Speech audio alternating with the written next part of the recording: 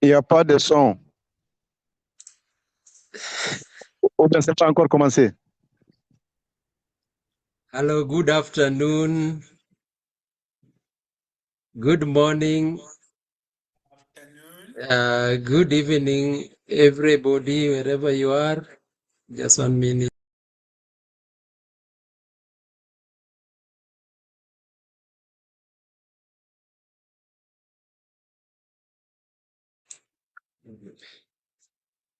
Yes, sorry for that. Just some logistics here at the Central Secretariat. Once more, we take this opportunity to welcome you to this. Hello, Sir David. We welcome you to this joint ARSO inABLE webinar taking place today on the 16th July. On behalf of our Secretary General, my name is Philip Okungu. I work here as Documentation and Information Manager. By the nature of my work, I know we have met with so many of you and we have communicated. It is yet a privilege also for us to host you again together with inABLE for this webinar session that we are having today under the theme Leaving No One Behind, Accessibility Standards for Sustainable Development for All. As you can see, the topic is focused on Africa's Harmonized Accessibility Standard for ICT Products and Services from announcement to action, building the standard together in line with the international, regional, and national policy and legislative guidelines. We have our co-host, who is Ms. Irene Barry Kirika, OGW, founder and the executive director of inABLE. We will get to know much more about inABLE once Irene picks up the mic. Then I'm privileged to be the moderator for today, and we are privileged to have so many other panelists who will join us for this session. As usual, the Central Secretariat, on behalf of our co-host inABLE, wishes to welcome all the delegates, the participants, the stakeholders, the member states, the experts, and for your dedication always to share with us this platform on the discussions of issues that are affecting the continent and globally, and how we get solution and move forward. So on behalf of the Secretary General, Dr. Nsengemana, who is attending another meeting and was not able to join, I'm acting on his behalf just to welcome you. And finally, after this, I want to invite the co-host, Ms. Irene Mbari Kirika, to say a word of welcome before I take again for a few minutes. Then I'll assume my role as the moderator. So, Ms. Irene, please, if you can take up your mic and do a welcoming remark to the delegates and to the participants. Thank you. Sorry, can you hear me? Yes, I confirm. Yeah, I've tried to turn on my video, but it doesn't allow. Do you know, are you able to enable that option? Let me consult with my colleagues again. Okay, no problem. In the meantime, I can just do a quick introduction. Hi, everyone. My name is Irene Mbari Kirika, and I'm the founder and executive director of inABLE. It's humbling to have everyone on this call. We do really appreciate your time to come and listen in to how we can use technology to really transform the lives of those who are totally underserved in our continent. The way to think about it is, in Africa, we have a population of over 1.4 billion people, and 15% of that population are persons with disabilities, meaning at least, at a minimum, more than 80 million Africans have disabilities. And when we think about it from that angle, then you'll be able to follow the conversation, because as we develop all these digital products, every country in Africa is adopting tech as the way forward. But the question is, are we designing and developing these digital products with persons with disabilities in mind? remember, you cannot design or develop products for someone you don't understand. So persons with disabilities have gotten left behind, but now we are here to make sure that no one gets left behind. Thank you so much. inABLE is a nonprofit based out of Kenya and Washington, D.C. And we really focus, we're at the intersection of technology and disability, really to ensure that digital products are accessible to persons with disabilities in Africa. And we do this by, one, participating in standardization, but where we've worked with the Kenya government. But number two, we also host the Inclusive Africa Conference, which is the signature tech and disability conference in Africa that brings together stakeholders from all over the world and across Africa to really talk about technology and disability, to share knowledge, network, and really see how we can come up with solutions. Thank you so much, Philip. Back to you.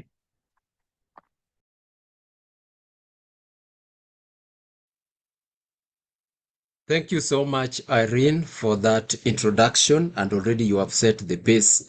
People already now understand where we are and where we want to go. We'll just take a few minutes of this for part of the introduction of this webinar session that we have, just to highlight on some few issues, because it's about standardization, it's about policy, it's about the need. It's what Ms. Irene has underscored, that around 1.3 billion people in the world, 16% of the world population, 80 million in Africa, as we seem to be doing our policies and we seem to be moving ahead and not really taking care of the other 80 million. And this is why this webinar is very important, so that we know there is a problem and we know that there are policy guidelines already that has been set. So it's about now implementing those policy guidelines. So the policy guidelines, standardization is one of the ways of implementing those policy guidelines. So allow me to share my screen also, just to do some kind of background information on this webinar of today. We are privileged to have as panelists, sorry, it's not so very much clear, but you will see them when they will come on the platform. Ms. Irene is our first panelist in this case, and you already known her, and she's talked. We have Dan Githome, ARSO ICT officer at ARSO Central Secretariat. We were supposed to be privileged to have Dennis Okeyo from Kenya Bureau of Standards, who is a standards officer, but still is yet to confirm for today. There was a confirmation, but there seems to be an emergency, so we might not be in a position to. But by the time we reach and we reach the end of the webinar, we shall have known. Then we also have from the EU, the European Union. You know, the European Union is our big brother, and most of the time we benchmark a lot with what is happening in the EU and also globally in all the rest of the continents. So we are privileged to have Placenda Pareo Immaculada, who is a senior expert in disability at the EU, and we have Mag Klaus Hockner, one who is leading Zero Project. We'll get to know more about them when we start. So the background information here states very clearly, as Irene has already highlighted, and it is important that the world is moving behind, and then the world is moving ahead, and then the world is also realizing that there is a section of the population that is being left behind. So in this case, there have been policies and there have been instruments that are being put in place to ensure that we leave no one behind. Globally, 1.3 people, 16% of the world population, live with significant disability, and they act as the world's largest minority groups. So there need to be policy initiatives to make sure that there is nobody who is left behind. And that is why investing in disability inclusive development as per the Leave No One Behind central transformative promise of the 2030 SDGs, not only a matter of equity, it is essential for unlocking full economic potential globally. The commitment of Leave No One Behind is a core principle and a transformative promise of the 2030 Agenda. And you will all realize that the 2030 Agenda is what all continents or all governments in the continents are currently working on. The Leave No One Behind policy promotes fairness and justice in the formation, implementation, and monitoring of public policies, because the public policies are the ones which give services to the citizens of the world. It ensures that every individual has the same equal opportunity. For Africa, governments are digitalizing, as Ms. Irene has already highlighted, but unfortunately, 80 million persons are left. They are not taken care of in this transformative agenda. For this, the 2025 Persons with Disability Act, that is the Kenyan government, the African Union Agenda 2063, and the principle of the FCFT agreement, and the AU Protocol to African Charter of Human Rights, People's Rights on the Rights of Persons with Disabilities, just affirm that there should be actions that are put in place to ensure that no one is left behind. Already the EU is in front, and already within their 2021-2030 strategy, European Accessibility Act, and the ratification of the UN RCPD, and the standards that they have set are already putting them ahead of the world. So these are just the principles of Leave No One Behind as per the 2030 SDGs guidelines. And you will realize that Leave No One Behind is a foundational principle of the African Union's Agenda 2063. So it ensures that nobody is left behind. All the citizens of Africa must move in together. And that's why the initiatives by organizations like inABLE are very key to address and contribute to the implementation of this policy agenda of the African Union. It talks about social equity. In this case, social equity is about ensuring that all individuals have equal opportunities. We have guaranteed access to rights, services, and protections. We have the promotion of fairness and justice in all public policies, and it ensures that every individual has the same rights. Already, as Ms. Irene has put it, the implementation instruments are what has been lacking, and this is about the standards. You say the core problem is structural, not accidental. There is no continental standard governing how ICT products and services must be designed. That is why this webinar session is going to address that, what ARSO together with inABLE is working on, so that we work together to have a harmonized African standard. Already there are national initiatives, like Kenya already has one, but we need one which does not make a barrier within the continent. So without harmonized framework, governments procure inaccessible digital systems, public services, developers and technology companies built without accessibility requirements, and so forth and so on has already been highlighted. Already these are the policies, because we say standardization are also driven by policies. And where there are policies at the international level, continental, regional level, then the instruments of implementations must be put in place to fill that gap from practice to the implementation. And that is where we have at the United Nations, we have the UN Convention on the Rights of Persons with Disability, which was adopted in 2006, and it was opened for signatures in 2007. So you realize that at the international level, there is a policy that requires that we have instruments that take care of people with disability, and especially Article 9, accessibility to the built environment, information, communication, transport. These are all issues that have been addressed within that UN convention.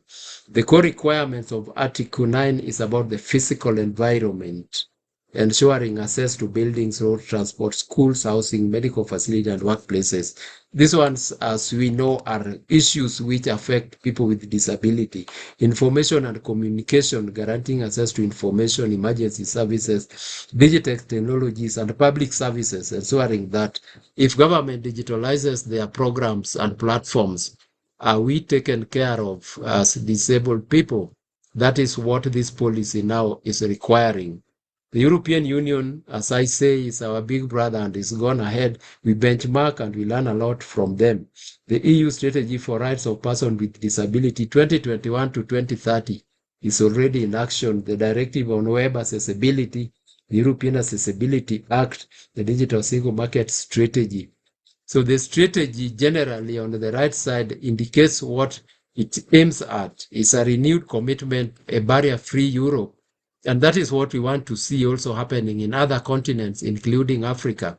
The overall aim of the strategy is to empower people with disabilities so that they can enjoy their full rights. It aims to improve the functioning of the internal market for accessibility products and services by removing all barriers. And this is what the standard we have set our goals to harmonize together with inABLE will ensure in Africa that we don't have these barriers in terms of accessibility.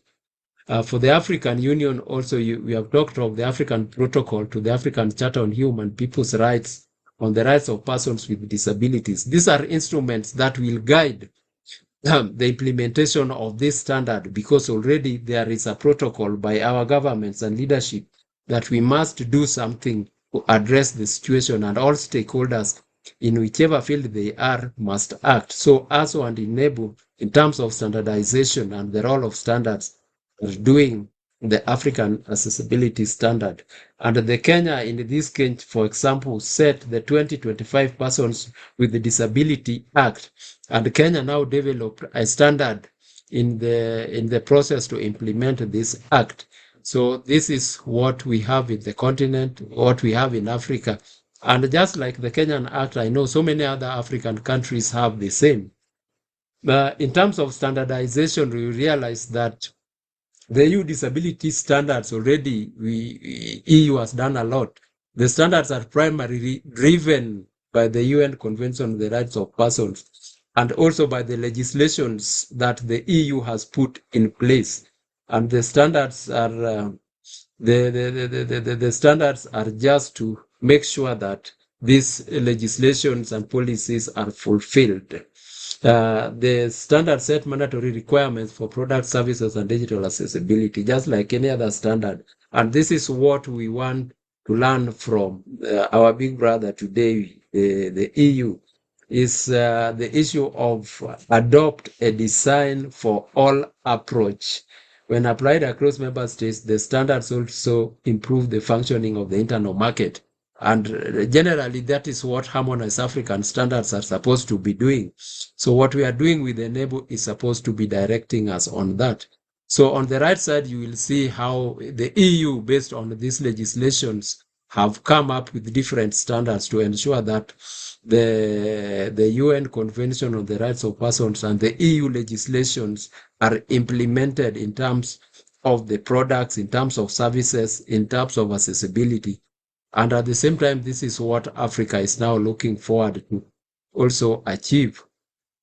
So what is happening in Africa, and this is why, and we will get more from inABLE team, what Africa is doing, and this is what ARSO and inABLE has already started. The standard is being developed under the ARSO Project Committee 04 on IC Disability Access, building on the Kenyan IC Accessibility Standard. And I think the Kenyan standard sets a tone which we are going to benchmark with, because it is also based on the EU standard EN 301, 549 and the rest. So you will realize that the standard addresses the policy requirements that have been set and benchmarks with all other standards that are being implemented in the rest of the world. And the EU is leading in this.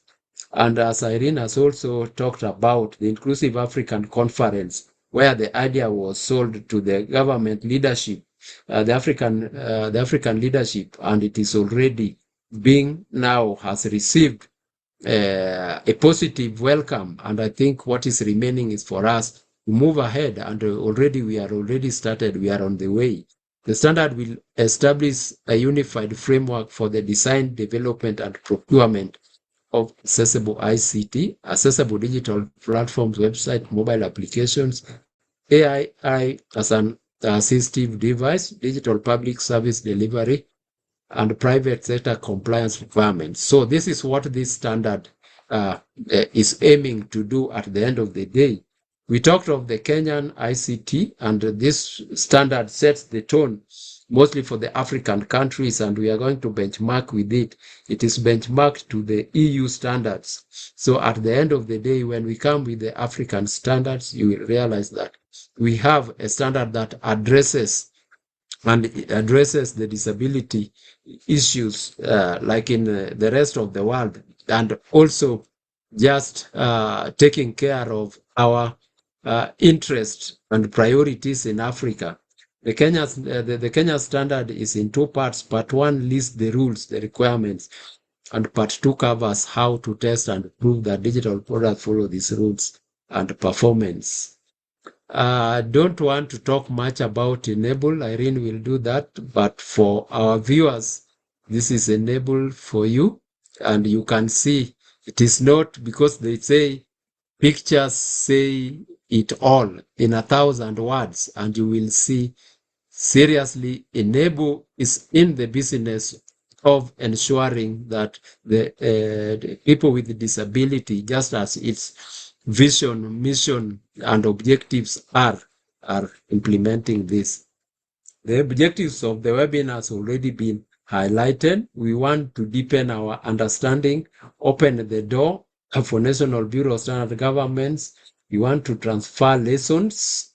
We want to sustain the coalition, and we want to have a model accessibility. The practical objectives already we have covered, mostly what are the international policies, regional policies, legislations. We want to understand how the EU is doing their work. We want to understand how this Harmonized African Accessibility Standard is going to be done. We want to get from the Kenya Bureau of Standards on how they do this and the implementations, and to enable stakeholders to be together and we build together. Our Secretary General, Dr. Hermogen Sengemana.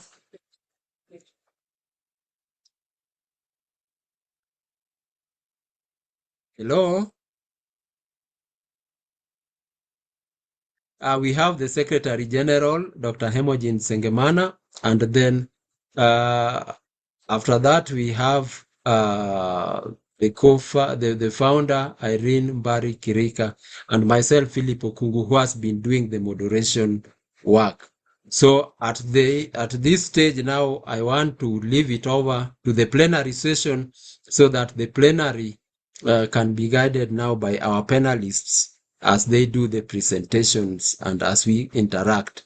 We remember that we have a sign language interpreter. We have the French to English also interpretation services. And then we have chat box where we can get all the concerns and the questions. So we are going to invite our first panelist, Miss Irene. I'm sorry, my colleague was telling me my slide is not moving. Can we confirm with me that the slides are there moving? They were not moving. Are you able to see where we are now? We are still at page 1. It's not moving. Sorry. They haven't moved an inch. Maybe you can. I Maybe wish Mr. we had been informed earlier. Sorry.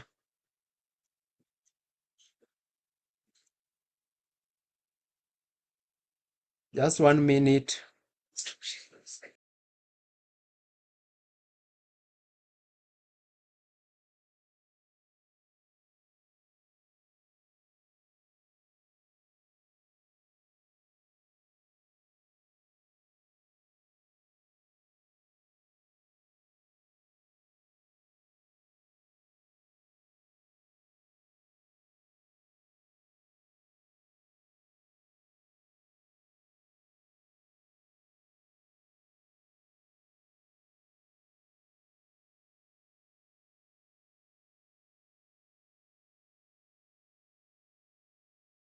My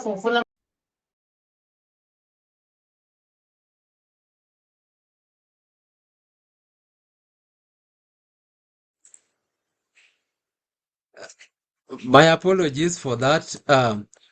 Can you now see Miss Irene? And if I move, can you see it moving? Yes, now Yes. it moved. Yes, please. Sorry for that. It was unfortunate, but we will find a way of reviewing, but we will share the screens of what I've been talking about. We have our Secretary General, Dr. Hemojin Sengemana, and we have, I know most of you now know Dr. Sengemana. We have Irene as the co-host, and already she has played that role. And now we have Philip Okungu is here talking with you, and most of you, I know, we have been communicating, you know me. This is the one now I want to talk about. I want to introduce to you Miss Irene now, officially. Miss Irene Mbari Kirika, OGW, founder and executive director of inABLE. Miss Irene today will be a panelist. Already she has been our co-host. She will be talking on a sub-theme fulfilling the Leave No One Behind transformative promise of the 2030 and the African Union 2063 agendas for sustainable development. The economic and human case, disability-led engagement, ensuring persons with disability shape policies and the standards as co-creators, challenges and opportunities, and the role and initiatives on inABLE. This sub-theme is also dubbed as the case for the standard Africa 80 million and business imperative, the challenge, the untapped market, and the economic opportunities of inclusion. Irene Mbari Karika is the founder and executive director of inABLE organization.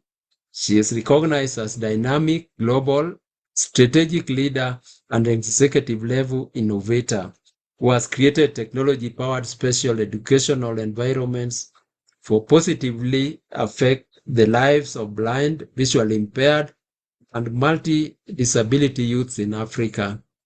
Her leadership has instrumental in developing Kenya's standard for ICT products, which I've talked about, and services advancing digital accessibility.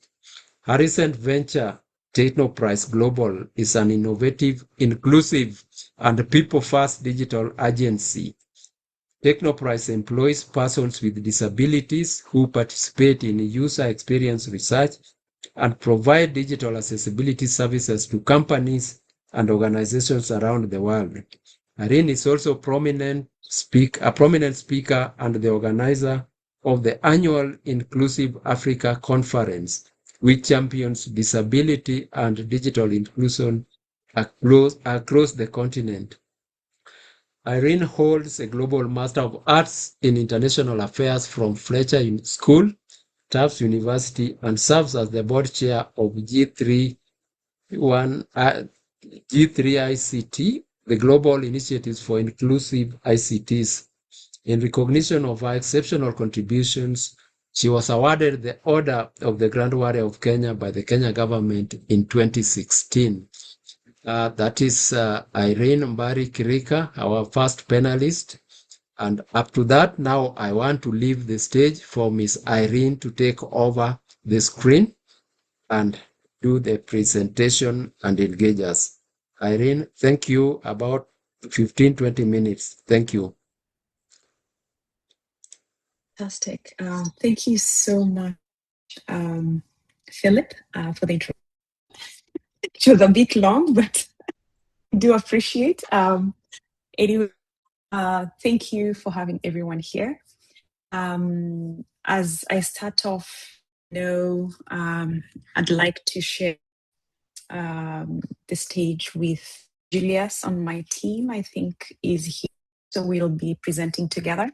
The purpose of this discussion is really to humanize technology. The problem with tech, always want people to adapt to technology, but it should be the other way around. Technology should adapt to the needs of the people. technology should be designed with people in mind. So I'm here today, colleague, and I just want to mention Julius, just so that he's ready to join when we're ready to discuss. So our story begins back in 2007, 2008, when I met blind students in Kenya. I was visiting Kenya, and I realized that they share Braille books. And when they graduate, they only have Braille skills, and they're graduating to a world that's turning into nothing but tech, where nobody reads, meaning that even ARSO today, any Bureau of Standards, can't hire someone who's, because if they're only communicating in Braille and the rest are communicating in print, that means there's a connection. And then I also got that those who graduate from school with disabilities, begging and prostitution for survival. For me, I had met these very competitive young blind students, and I was like, my God, how can this be their path? Their path is already set for in a specific way, yet they're so brilliant, so competitive. So what happened when I came back to the States, I started doing my research on how do I help blind connect to the rest of the world instead of being in a separate world. And I'll tell you a brief story. During that, I was communicating with a lady from the Center Visually Impaired in Atlanta for like 6 weeks. And after about 6 weeks, I said, hey, I don't too far from where you are. Let me come out and meet you. And I remember going to meet this lady. And what shocked me is the first few minutes when she was having a conversation with me, I could not hear anything. I could just see her mouth moving. At that point, I had to say, Empish, I'm so sorry. Stop for a minute because I can't hear anything you're saying. And when she said, what is it, Irene? I said, I want to apologize and say that I had no idea we've been talking for 6 to 8 weeks. I had no idea that you're blind. And from there, that was my aha moment with technology, because I started asking her questions like, who sends me all these long emails? Who does this for you, that for you? And she was very excited to showcase her tech skills. And she took me to her office to see how she operates independently with the same technology that we have. But she had an additional software, which is a screen reader, and I got to called assistive technology. And from that moment, she brought us in to also see a small computer that they had for kids who are blind from the age 2 all the way until they get to school, where they come in and they are taught digital skills. Very complex project, but very useful. And that was my aha moment with technology. And I got my friends to raise $3,400, and we established our first technology computer lab with the School for the Blind Thika that we had met. We enrolled 100 students. Fast forward 2026, we've enrolled more than 14,000 students. We've provided more than 50,000 hours of digital skills training. And in the process of all this, so we have students who are very techy. They have all the tech skills they need, know how to computers, they can interact. But we realize that there's a challenge. These digital products they're using across Africa are not accessible. Websites are not accessible. Mobile apps are not accessible. So that was the moment we started talking to private sector to understand, hey, can you make your digital products accessible so that those who are blind can be able to have access? And in the same conversations with private sector, started asking, what is the requirement by the Kenya government? What is this for the Kenya government? And at that very moment, we realized as an organization, we need to reach our longtime partner, Kenya Bureau of Standards. And we had multiple conversations with Kenya Bureau of Standards. We had multiple conversations with our friends at Kenya Union, multiple conversations with the World Wide Web Accessibility Initiative that actually develops accessibility and the technical requirements and everything. And from there, we agreed the only solution is really to develop, to come with a standard that can really help us. And part of this is so that they're able to access digital products without being helped by everyone. And what I will do at this very moment, I will stop and ask my colleague, can we please pin Julius? I'm going to conversation with Yes, Julius. Irene. Yeah, can you on? I'm trying to put it on. Okay. Someone Apologies, there can I'm on the field. There you go. Yes. Yes. No, yes. I want to introduce my colleague Julius. We work together and he'll tell you about himself. He's actually out in the field. He had to stop and pop in.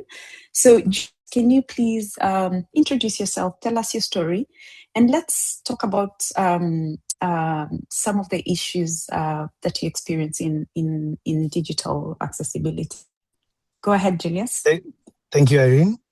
Hi, everyone. My name is Julius Mbura.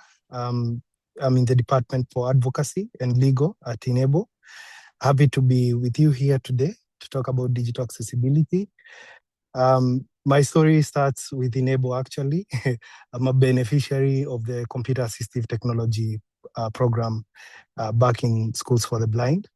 And to this point, I would say I attribute my success to assistive technology and digital accessibility.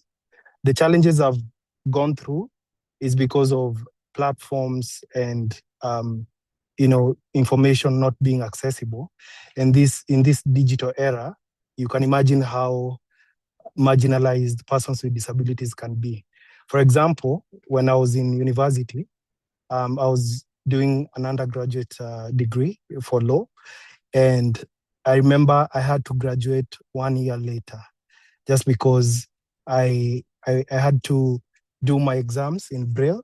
They had to be transcribed, and it's a lot of back and forth because transcription is done in a different institution and then brought back for lecturers to mark. And that way you lose a lot of marks, what we call missing marks. So it took a whole year after my colleagues graduated for me to graduate with the class that was behind me. I would say when it comes to accessibility and like health for persons with disabilities, we've been marginalized because all these systems are not built with accessibility and reasonable accommodation in mind. So you can imagine how a deaf individual interacts with the health services. And most of the time, because it's communication based, they cannot communicate with doctors, they cannot express themselves. And at the end of the day, they're even misdiagnosed because the experts don't understand their issues, and also they are not well represented. But the new Disability Act of 2025 outlines the challenges that have been there before and gives provision for government services to be more accommodative. And in this regard, for persons with disabilities, like for me, since I got my KRA PIN and I got to the age of doing returns, I've never been able to do tax returns by myself. Why? Because the government services for returns are not accessible. So I have to depend on someone else. And this infringes on privacy. It also takes independence away from me, because at the end of the day, we are trying to use technology to be at par with the rest of the society. But if these systems, platforms, and information is not presented to me in an accessible manner, when I use my screen reader to try and navigate the website, the portal, I'm not able to go from point A to point B to be able to execute a task that anyone else can execute. For example, when I'm banking, I've moved banks like 5 times. And this is because the systems that I interact with, I have either to depend on someone else or go to the bank myself, which is a lot of work, and depend on the people at the banking facilities to actually transact on my behalf. So you find that for most persons with disabilities, we actually trust using either cash that comes with other challenges of insecurities, or even having to use mobile money because it becomes more accessible to us rather than having to operate a whole bank account. In this regard, like for me, I've lost a lot of money because you find that, yes, you've opened an account, but when you're trying to transact, because you are depending on someone else, they take advantage. And this goes from, people around you to strangers because they see that, oh, this guy is blind. I can check some few thousands and he won't actually know. So if you look at the whole digital ecosystem, digital environment, if you're not integrating accessibility from the get-go, and that's why we have the KS 2952 and now harmonizing the African standards, so that for any digital asset being built, developed from the ground up, accessibility becomes a blueprint, so that we don't get to the end and we start complaining that, you know, we should have done this and that. We should have integrated features, APIs for accessibility. This is done with the infrastructure, so that everyone else, regardless of their abilities, they're able to use the digital platforms, the websites, the apps, any information that is online, they're able to access without having to compromise either their privacy or have to depend on someone else. Irene? Yeah, thank you so much, Julius. You can just hang in there for and I think it's interesting because what happened, like in this case, is financial services find the entire financial sector is innovating. But when you to find out, are you engaging persons with disabilities who make up 15% of the population? And the feedback you get is no. So the question is, then how are you designing products that you don't understand? So we're here to bring an emphasis that to make sure that we need to include everyone as we develop digital products and services. It's very, very critical. And as you've had, Julius, government services, filing tax returns, which he's required to file government, he cannot do it independently, not because he's not capable, but the site is not developed with accessibility in mind. The product is not developed with those who are deaf, those who are blind, those with limited mobility, those who are neurodiverse. So it's very, very important as organizations, as bureaus of standards, as partners, we create urgency in making sure that digital products, digital projects participating in begin to include with disabilities. I think we'll take a moment here and show a short video. Dan, can you show the video as we continue?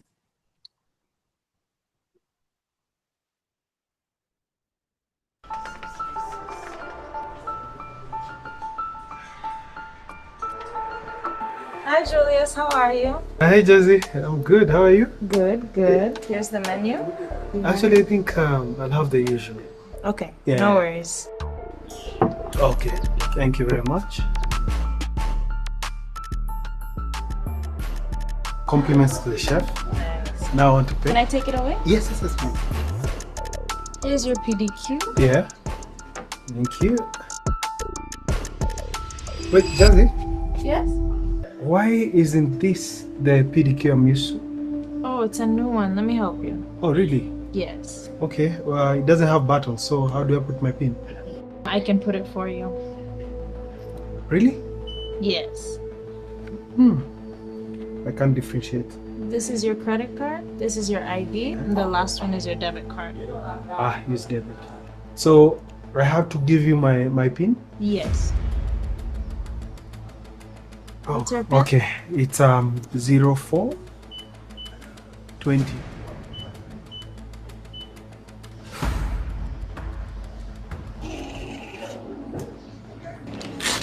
Thank you. Thank you.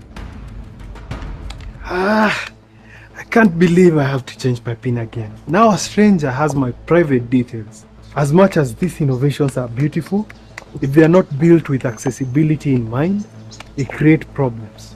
Because now I don't have my independence, my privacy is compromised, and my details are just out there. To learn more about digital accessibility, visit our website www.inable.org.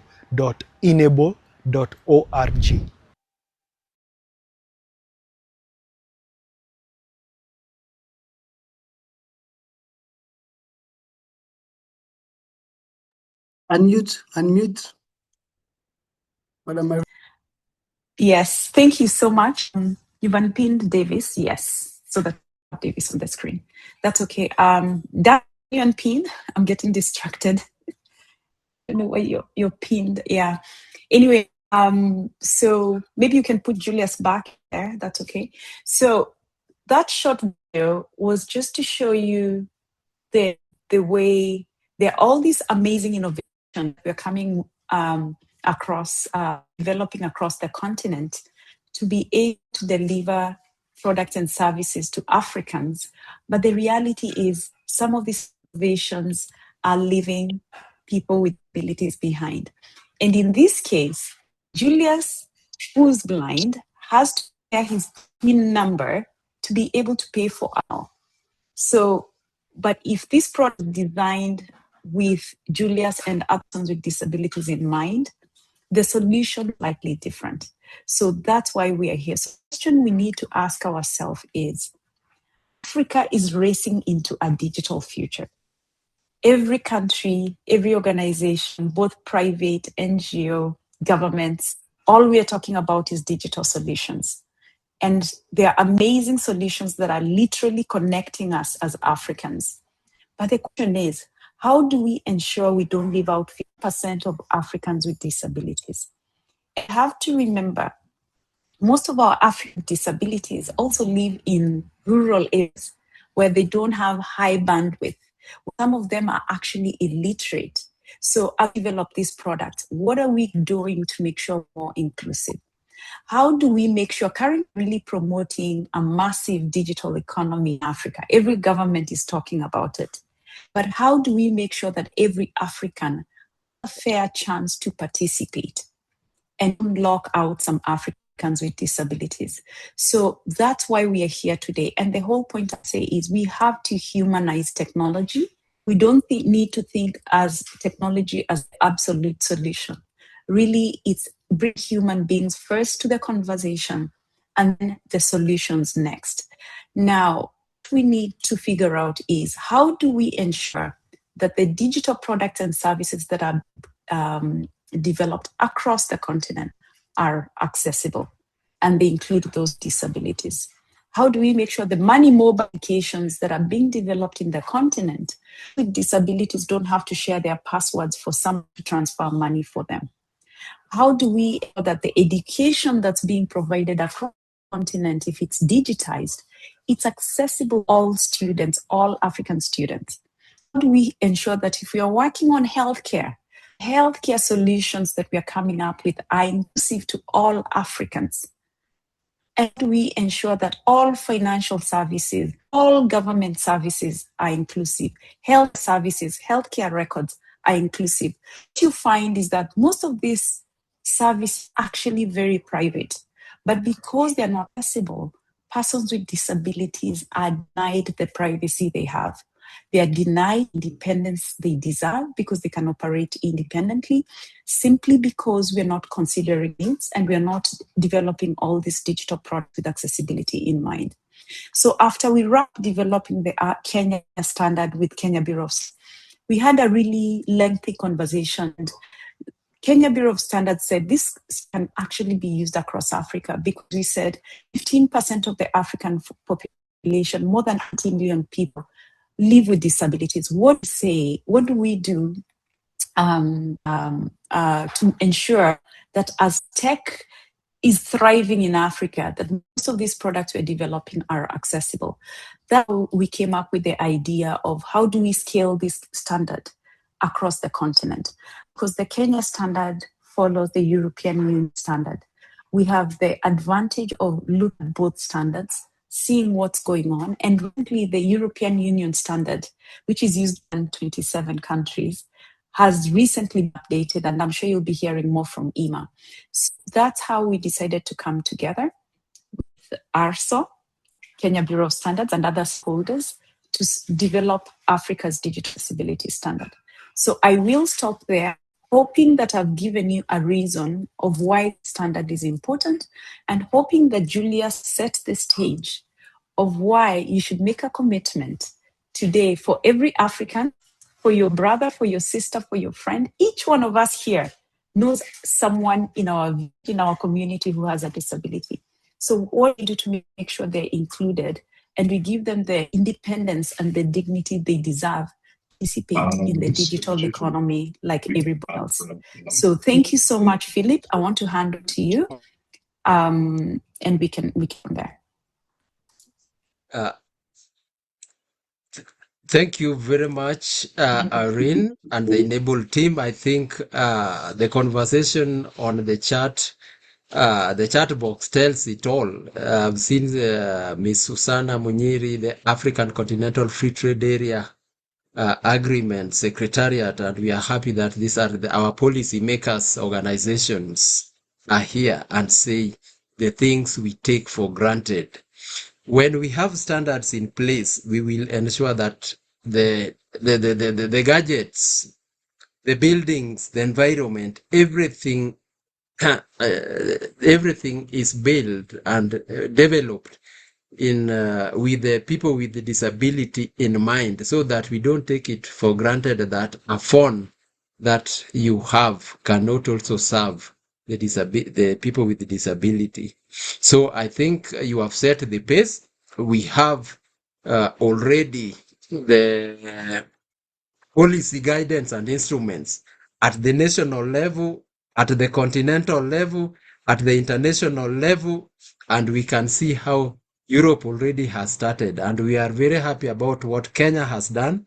And I'm very happy about the vision that Irene has given us, that this standard for Kenya, they sat and agreed that it can be applicable across Africa, because it's not only helping Kenyans, but we are looking at a situation where the rest of the world are the rest of Africa. And that's why the initiative between ARSO and inABLE to harmonize a standard which will be benchmarked at all national levels, so that African citizens go with the African Union 2063 agenda, that no one is left behind. Our next speaker is going to be Mr. Dan Githome, who will give us what ARSO is already doing in this case. Mr. Dan, just in a minute.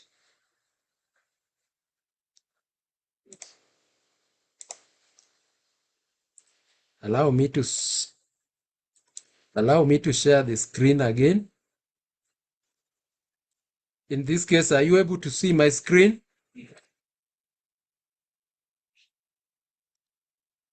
Yes, please. Yes, we have Mr. Dan, and Mr. Dan is going to speak to us on the issue of forging the leave no one behind principle in Africa, the need for Africa's harmonized accessibility standard for ICT products and services and development process, milestones and participation entry points under the ARSO ARSP PC04. Mr. Dan Githome, I know most of you already know him, is a highly experienced ICT professional with over 13 years of dedicated service at the African Organization for Standardization. Throughout his tenure, he has been instrumental in shaping ARSO's digital landscape and coordinating key initiatives, serving primarily as ARSO ICT competition and DISNET coordinator, and cross-cutting issues in the ARSO programs. He's a multi-skilled information communication technology officer with good all-round supervisory and technical expertise, very capable with proven ability to ensure the smooth running of ICT systems. Extensive practical knowledge of complex system builds, hardware and software testing, network support, technical support, and computer maintenance. He has a degree in business information technology and certification in Microsoft Certified Server MC, Prince 2 projects, management, certified information systems. What Mr. Dan has not told you, that Dan is also very highly experienced in issues of standardization. So with that,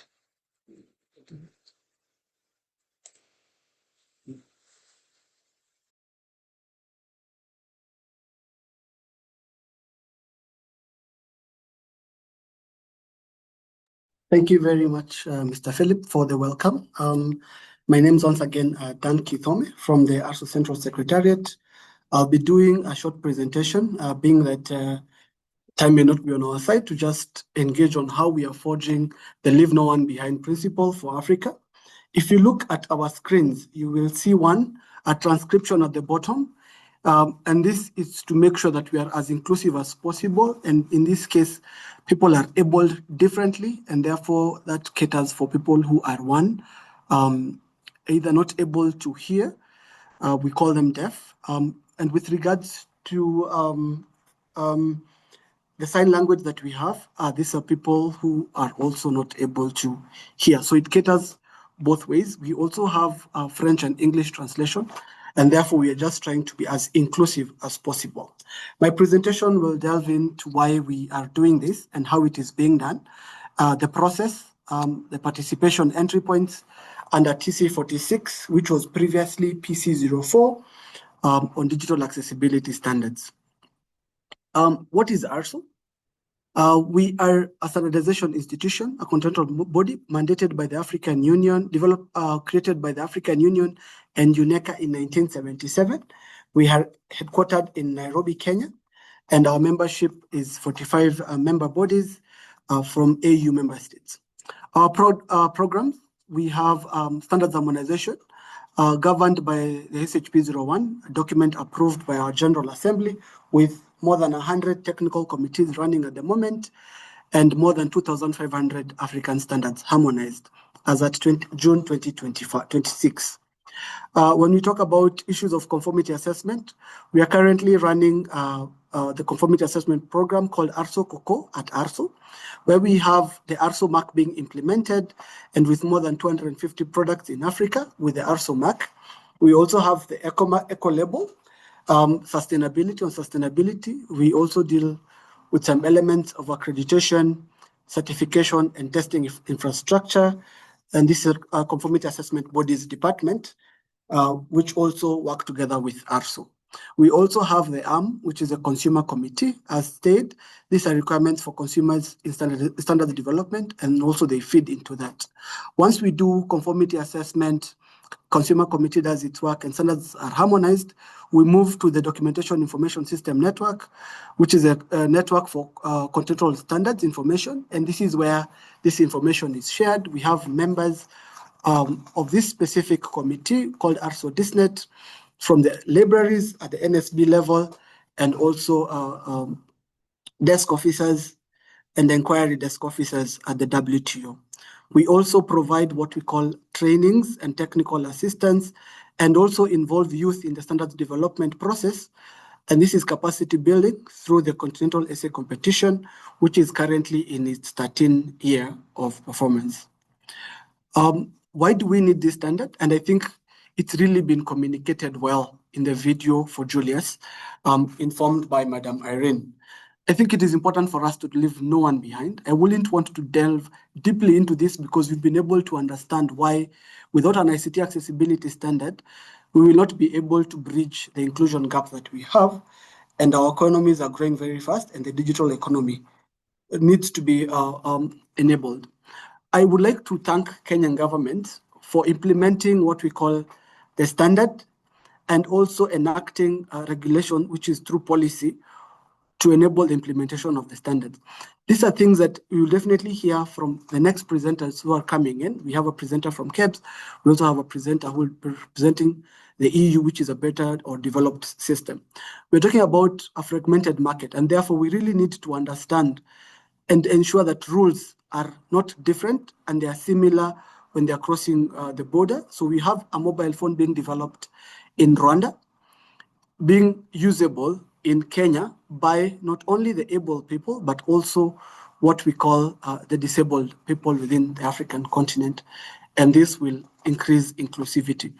We've heard about issues of filing of taxes from Julius, and this is where we talk about governments moving from the physical visits to the offices to e-platforms, and this also needs to be standardized and well usable by people who have different abilities.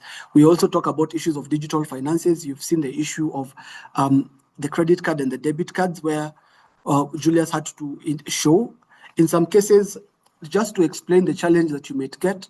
Before, we had MasterCard imprinting your name that was you will be able to rub through and feel this is what kind of card by either the numbers, but you had them printing it, and therefore you're not able to feel.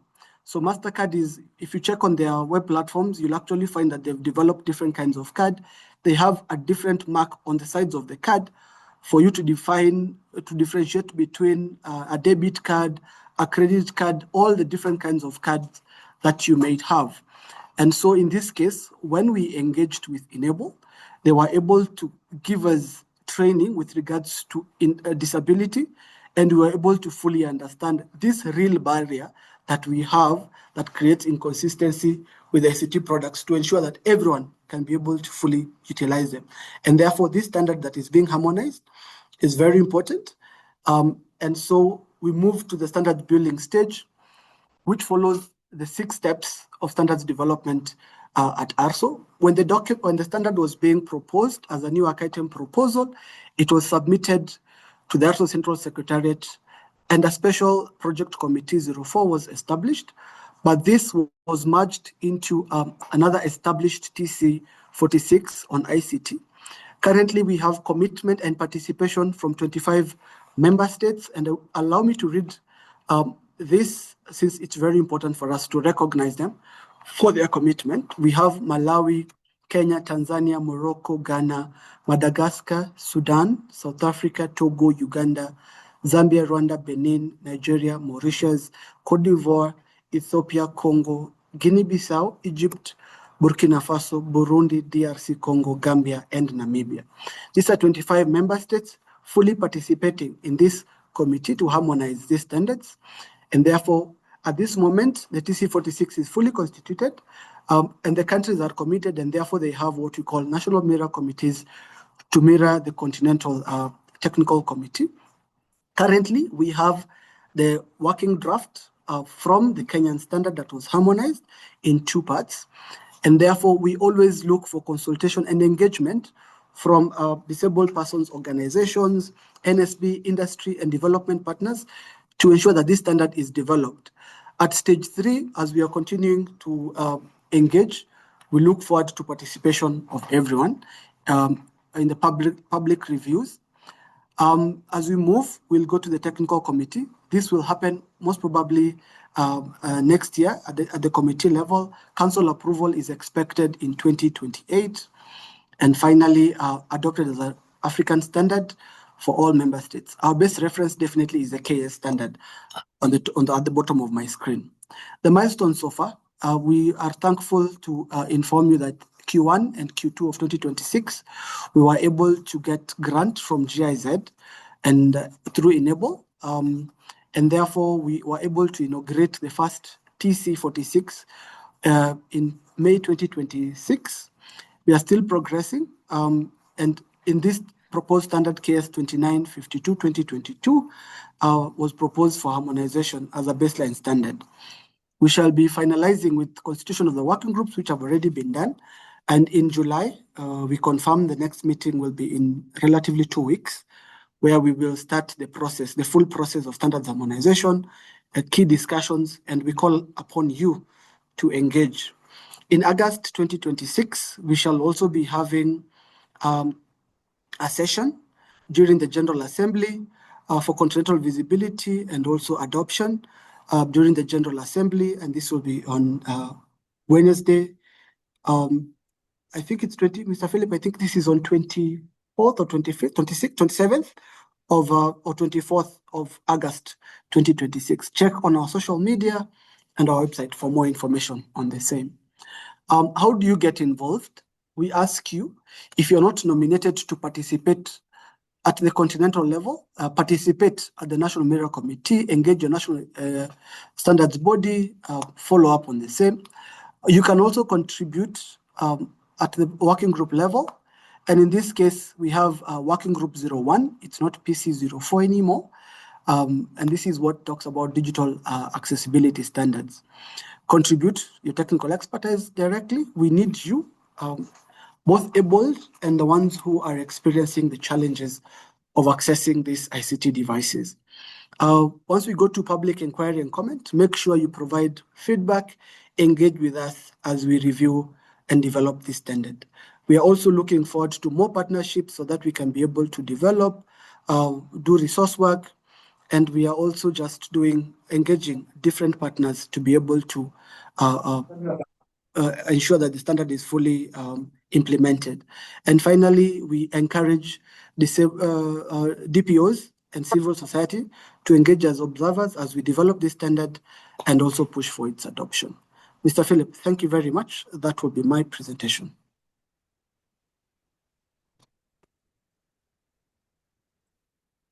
Thank you very much, Mr. Dan, for that very informative presentation. Already you have given us the guidelines and you have shown us how you are involving the rest of the stakeholders in this case. I just wanted to highlight for your attention about the need to involve the private sector, the person with disability in the development and harmonization of these standards so that their needs are not left behind.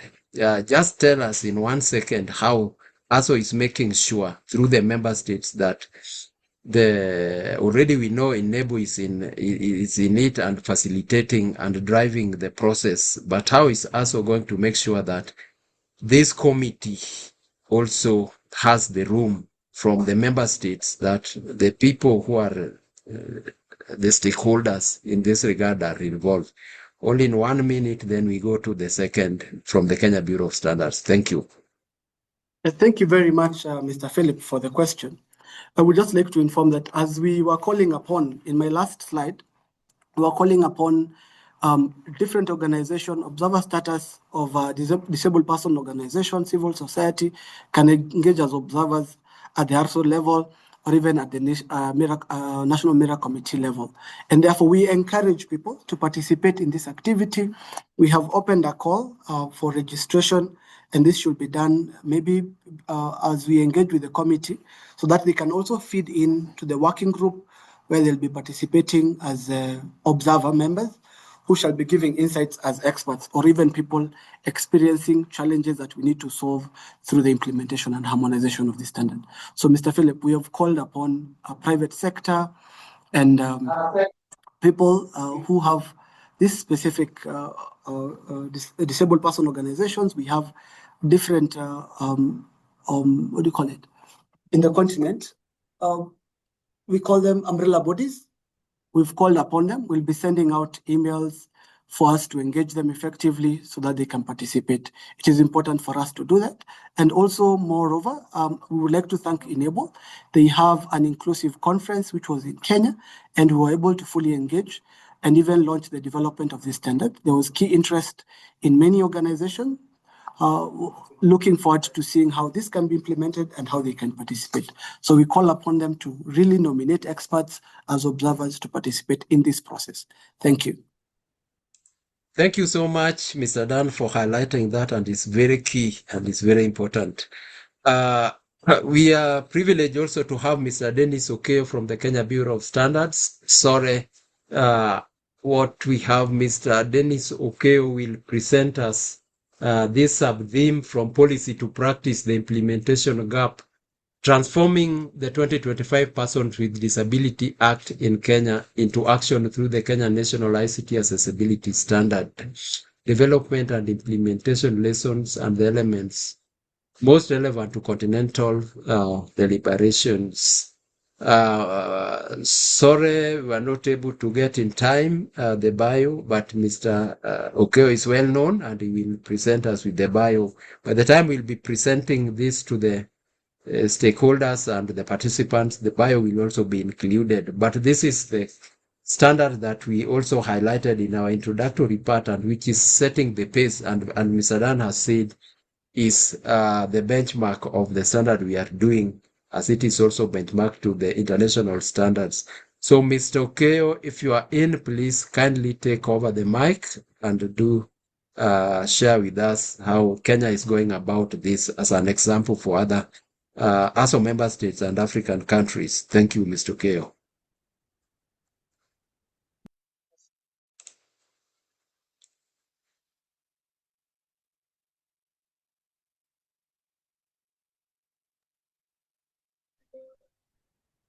So thank you very much. I hope you can hear me. My name is Dennis Yes. Okeyo. I work thank you, Philip. Thank you, Philip. And thank you, everyone, for finding time to join this particular session. My name is Dennis Okeyo. I work for Kenya Bureau of Standards as Standards Officer, where I am in charge of various technical committees. For the purpose of these standards KS 2952, I am a co-secretary to a technical committee which is managed by my supervisor and my boss, Engineer Juma Boniface. I hope you found time to join us. And so I just want to give us highlights or some highlights with regards to KS 2952 and the Kenyan experience with regards to that. So as I mentioned, I work from the Kenya Bureau of Standards, and if you look at the mandates of Kenya Bureau of Standards, the number one there is promoting standardization, where we set benchmarks to unify and elevate industries. So that is the main or the bigger role of Kenya Bureau of Standards, and it is why it is against that background that KS 2952 came to be developed. Maybe for the sake of those of us who are not into standards development, maybe I can just take a second to define what a standard is. It's a document established by consensus and approved by a recognized body, which, sorry for that hitch, just a minute, provides for common and repeated use rules, guidelines, or characteristics for activities or their results aimed at the achievement of optimum degree of order. In just a minute, maybe I can pause for a minute. I just sort out that issue with my laptop. A minute, please.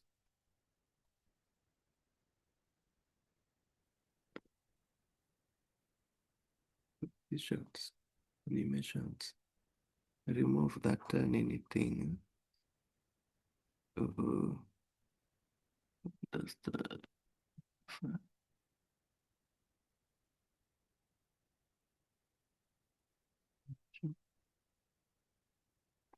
It keeps on moving to the next slide.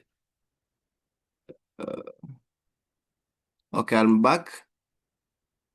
I had a challenge with my laptop, so you'll bear with me. I will not go to presentation mode. I'll just be using my slides as they are as I get time to resolve that. So standards Yes. are basically meant to use to achieve three objectives. That is facilitate trade, protect consumers from harmful and poor quality goods, and to protect environment. Now, this particular standard KS 2952 Part 1 and Part 2, like any other standard developed by the Kenya Bureau of Standards, was developed based on the principles of standardization, which is important for us to also to understand, even as we appreciate the work that went behind development of KS 2952, even as we look forward to harmonization of the same standard at continental level. These principles as given to us by ISO GSP are openness, transparency, impartiality, consensus, effectiveness and relevance, coherence, development dimension, stakeholder engagement. May I highlight key among these is number 4, labeled there consensus. Consensus is where we aim that any clause in the standard is agreed upon by the stakeholders from wherever their technical expertise is anchored, or based on the various category that they present in the various technical committee. Each of those clauses was agreed upon by the stakeholders. Another key aspect, and one of the key aspects in these principles, is that of coherence. A standard does not exist alone. A standard needs to be implemented, and most of the time, standards can find their way or should be referenced in technical regulations, which could be developed by other agencies, not the NSB or the National Standards Bodies. So as such, we endeavor that each and every clause in the standard is arrived at with clear understanding that other provisions, other laws of the country speak to the same. so that we do not have issues where a standard has a different specification, different from that which another regulation of the same could be talking about. So I'll go straight to the levels of standards that we have. We have company standard, then national standard. This is where we had the KS 2952 being the Kenya standard. And the next tier or the next level is the regional level. And this is where now we were having the EN 301-549, which was a European standard. So it was, maybe I can say it was serving the European Union as a region, which we borrowed heavily as we were developing the Kenya standard. And now, as we intended to harmonize the KS 295 to our continental level, this will be developing a regional standard which will serve the continent Africa as a whole. Other than that, we also have the international standard, and we do hope that with the time we will have an ISO standard in place to guide the industry. So this here is just a brief about the Kenya standard itself, KS 2952. As I mentioned, we have part 1 and part 2. Part 1 is accessibility, ICT products and services. Part 1 gives the requirements, and part 2 here gives us the conformance. And I'll go straight to why KS 2952 is very, very dear to us as a community. Is this a standard that establishes functional accessibility requirements for ICT products and services, making Kenya the first African country to adopt such a comprehensive digital accessibility standard. The objective here was to ensure that ICT products and services are accessible to persons with the disabilities, older individuals, and others who benefit from accessibility features. So this was the drive, and as mentioned by Madam Irene Barika, this particular standard was proposed by inABLE Africa through Madam Irene. And when this proposal came way back in 2020, way back in, I think towards the end of 2021, because by May 2022, this standard was out. So we began working on it ideally a year before 2022, that was 2021. And the concerns were that how best can we improve accessibility for ICT products to the PWD community. And so when this standard was being developed, the main objective was to ensure that we are able to come up and are able to ensure that ICT products and services are accessible to persons with disabilities, even to older individuals and others who benefit from accessibility features. If I give a broader scope, I'll give the specific scope in the next slide, but the broader scope was that the standard is to cover a wide range of ICT domains, including web content, software applications, hardware devices, telecommunications, and multimedia. When you are developing a standard, we have to ask ourselves, where will it be applied? And the application is that it is intended for use by ICT producers, service providers, procurers, regulators, and accessibility experts. So this is a whole, I can say, it's a broader user range, beginning from the producers of the ICT devices, be it the cards, be it the computers, be it anything you can think about, service providers who come in between. And when we are doing procurement, we expect that anyone doing procurement for these ICT services, and even when we're talking about, let's say we're talking about a lift to be installed, an escalator or an elevator to be installed, you realize nowadays as we because of this standard, all the lifts in the country right now, we endeavor to have that requirement that it has to take effect on, make reference to KS 2952 on how the PWDs will be able to find their way or to use a lift, amongst other services that you can think about. Regulators, for example, the Communications Authority of Kenya, use this standard and to guide the industry and to guide on the communication devices that come into the country. As I mentioned, part 1 was on requirements. KS 2952 is on conformance. And for part 1, the specific clause, as I mentioned there, is that it specifies the functional accessibility requirements applicable to ICT products and services. The standard covers software, hardware, as well as services, and it's intended to be used with web-based, non-web, and hybrid technologies. On the other hand, part 2 of this standard covers conformance of this standard, where conformance is achieved by meeting all the applicable requirements. And these are clauses that contain the word shall. So if you look at that standard part 1, it has some clauses worded as shall, and some which are more of recommendation are given as may. So part 2 is giving us how best we are able to achieve the requirements in part 1. Sorry. So what are the key technical requirements? Just a glimpse, an overview of what is entailed in that standard. The standard details specific functional performance principles, including support for users without vision, users with limited vision, users without hearing ability or with limited hearing ability, users without vocal capability, users with limited manipulation of strength, and even users with photosensitive seizures. So you can see it encompasses a whole range of persons with disabilities, and the technical requirements therein are adequate enough to ensure that each one of us is able to access the various ICT services. The key requirements here, we have the hardware, and these requirements cover operable parts, reach ranges, tactile indicators, speech output, and magnetic coupling for aids.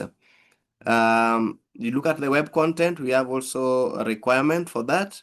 It requires conformance with the Web Content Accessibility Guidelines, that is WCAG 2.1 up to level AAA or AAA. Then it also talks about the requirements for the software, where we require interoperability with the assistive technology, user control of accessibility features, and accessible authoring tools. The fourth aspect of the same is on communication. It specifies requirements for real-time text, RT, video communication, and captioning for two-way voice communication and video capabilities. What is the significance of this Kenya standard? This KS 2952 part 1 of 2022 and KS 29 part 2 of part 2 of 2022 of the same year. 1, it enforces constitutional rights. It translates legal guarantees for persons with disabilities into measurable ICT accessibility requirements. If you look at the Constitution of Kenya 2010, under the Bill of Rights, the Constitution gives various rights, and it treats everyone, endeavors to give everyone an opportunity to be able to participate and be able to live their life to the fullest. And so this standard endeavors that the rights to participate and the rights to be able to communication, access to information, rights to own property, all that there is it comes into play, and this standard enables that realization in as far as the rights under the Bill of Rights Chapter 4 is concerned for the country Kenya.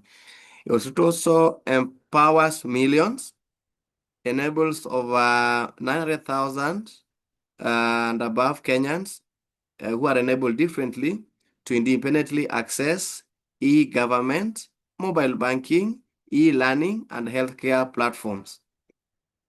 Yeah, I think that point comes out clearly. The PWD population in Kenya is slightly aging around 950,000 by the census of 2019. And so this is to empower the community to be able to access government services, banking services, and even e-learning, amongst others. The standard also strengthens e-government.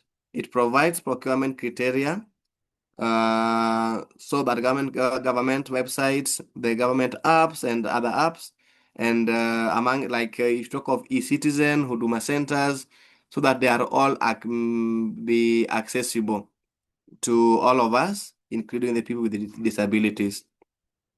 Again, this standard positions Kenya as Africa's leader. You note that Kenya was the first African nation to draft a standard, and it was based on EN 301 549. It positions Kenya as an African leader in as far as championing for accessibility of ICT products for the PWDs is concerned. Again, it aligns with international trade. It helps Kenyan ICT products meet global standards, boosting export competitiveness. And last but not least, it ensures that e-learning platforms and digital workplaces are usable by all. Allow me now go to the success factors that led to the delivery of this particular standard. This standard successful development was driven by a collaborative, multi-stakeholder approach and a clear commitment to international best practices. One, talk about collaborative creation. This standard was developed by a working group that included representatives from governments, academia, industry, civil society, and PWDs. And this inclusive process ensured that it was grounded in the real needs of its primary beneficiaries. As I mentioned earlier on, the request for this standard came from inABLE Africa, and they were very, very critical and crucial in as far as the delivery of this standard was concerned, because they provided experts also to help in coming up with the clauses of the standard and just overall ensuring that the standard that was delivered answers and enable indeed response to the need of the PWDs industry or PWD as a community. Number two was that strategic partnership. The partnership between the Kenya Bureau of Standards and inABLE, which is an NGO, focused on assistive technology, was very, very pivotal, and inABLE brought crucial experts in digital inclusion to the drafting process. Another factor for this was alignment with the global standard. As I mentioned, the KS 2952 Part 1 and Part 2, we made reference to EN standard at 301549, and amongst other international reference documents. And therefore, with this, the Kenya standard was well aligned with international best practices.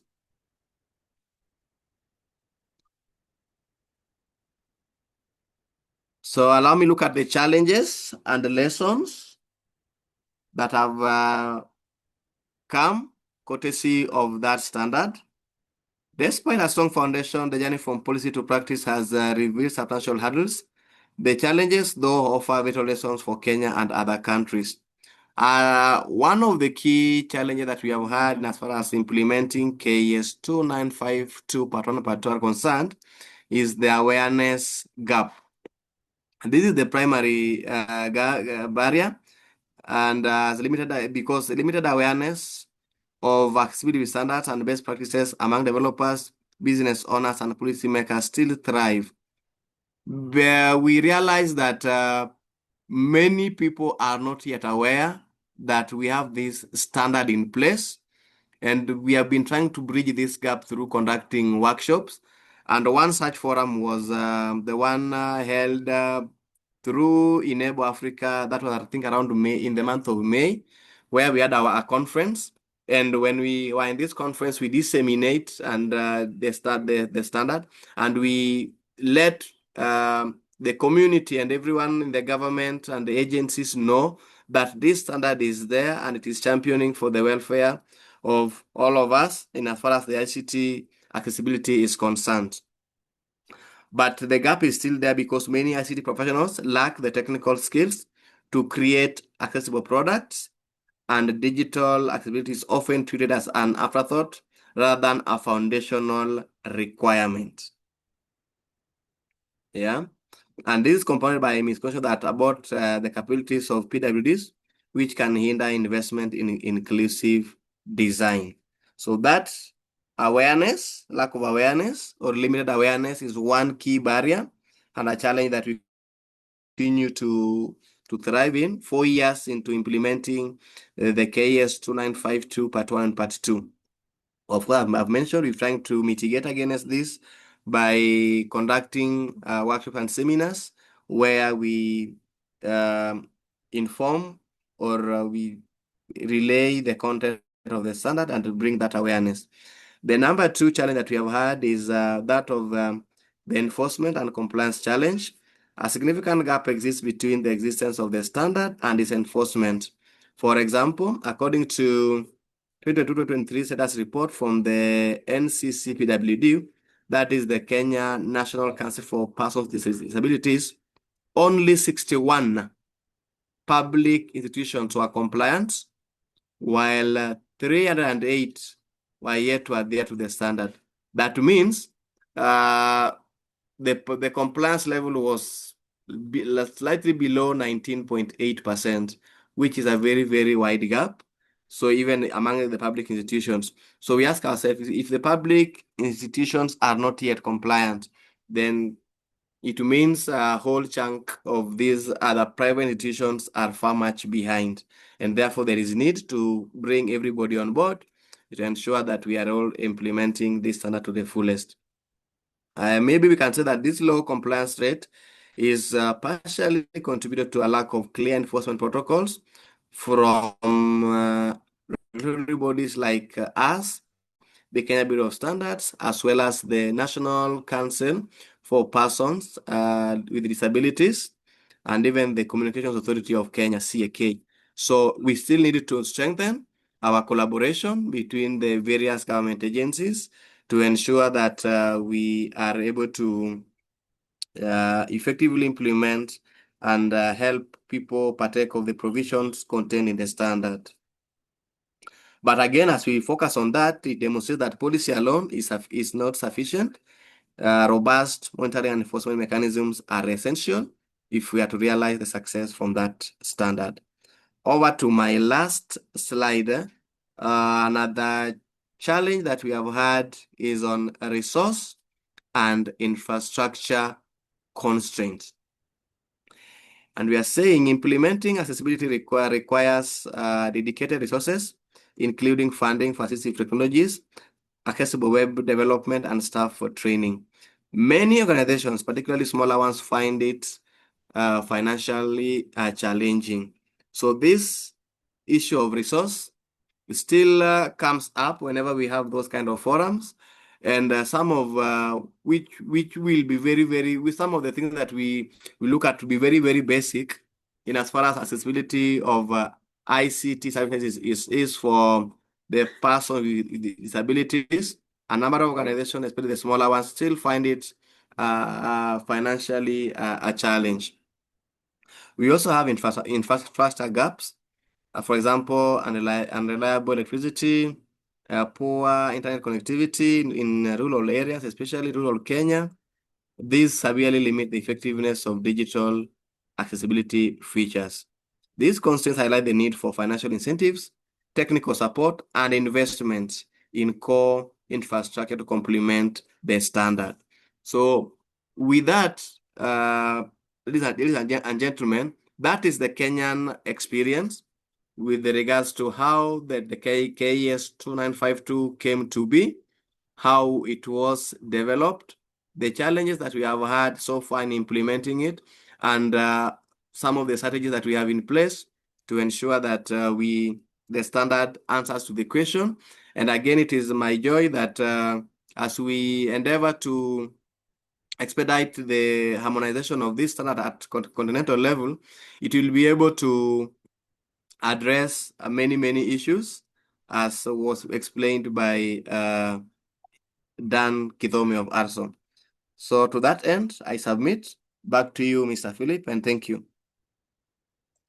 Thank you so much, Dennis, for that informative presentation and for the explanations. And I think it is coming out clearly because we were looking forward to seeing which key lessons Kenya has learned on the implementation in the implementation lessons and considered relevant to continental deliberations. You are also looking forward to see some targeted monitoring and enforcement mechanisms for compliance with the standard. And I think the presentation has been very clear, and we have taken note on what really needs in terms of implementations, awareness creation, regulatory compliance systems are really needed. So thank you very much, Dennis, and thanks for the participation, although it was at a very short notice. I've seen time is gone, but we still have a very critical part that we want to see what happens in the rest of the world that Africa can learn from. We have our big brothers with us, the European Union, and we want to thank them for always being together. So in this case, I'm going to call upon the next presenter. Come.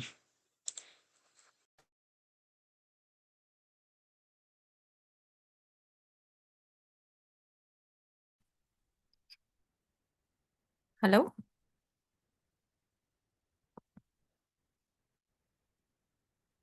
Just 1 minute. How come it's not that good? So it's okay. Thank you once more. I hope you can see my screen. Sorry, today we are having some technical challenges with our technical systems, but it's okay.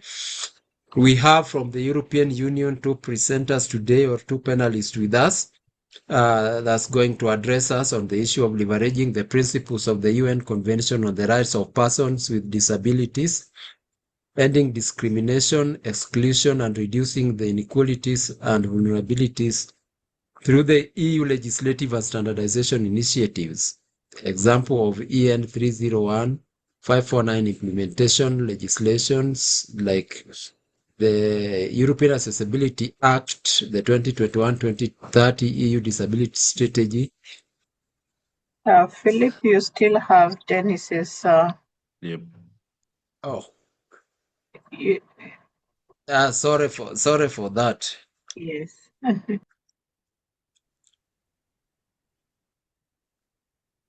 Just 1 minute again.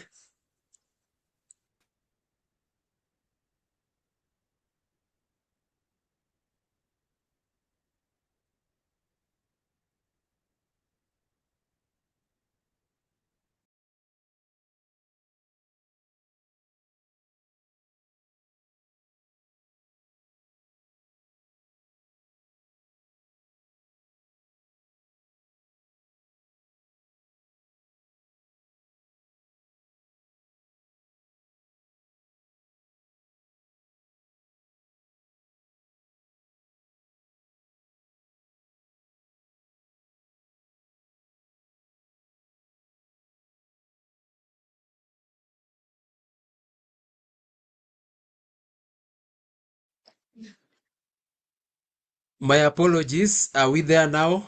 Kindly. Yes. Thank you very much. We have Immaculada Plasencia, who is going to be our panelist from the European Union. As I said, the sub-theme is leveraging the principles of the UN Convention on the Rights of Persons with Disabilities, ending discrimination, exclusion, and reducing the inequalities and vulnerabilities through the EU legislative standardization initiatives. And we have given the examples of these legislations and the standards and their relevance to Africa. We focus on the legislative and policy and the standardization initiatives. We have the first panelist here because they are going to work jointly. I think we have one presentation and then they will intervene, both of them. Immaculada Placenta Preo is a senior expert in disability At the Directorate General Justice and Consumers at the European Union Commission, Immaculada Presento is a senior expert, as I've already highlighted. Her unit is responsible for the coordination of European policies for persons with disabilities.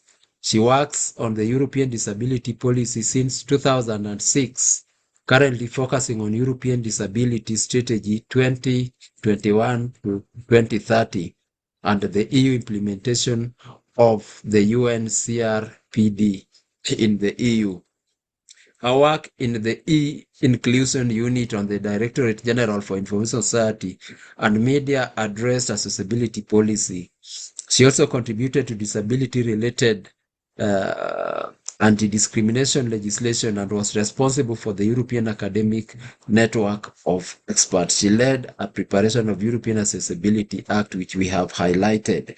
In June 2024, she was elected as member of the UN Committee on the Rights of Persons with Disability. Then Immaculada holds a degree in physics and computer science and worked in research and development before joining the European Union Commission in 1991.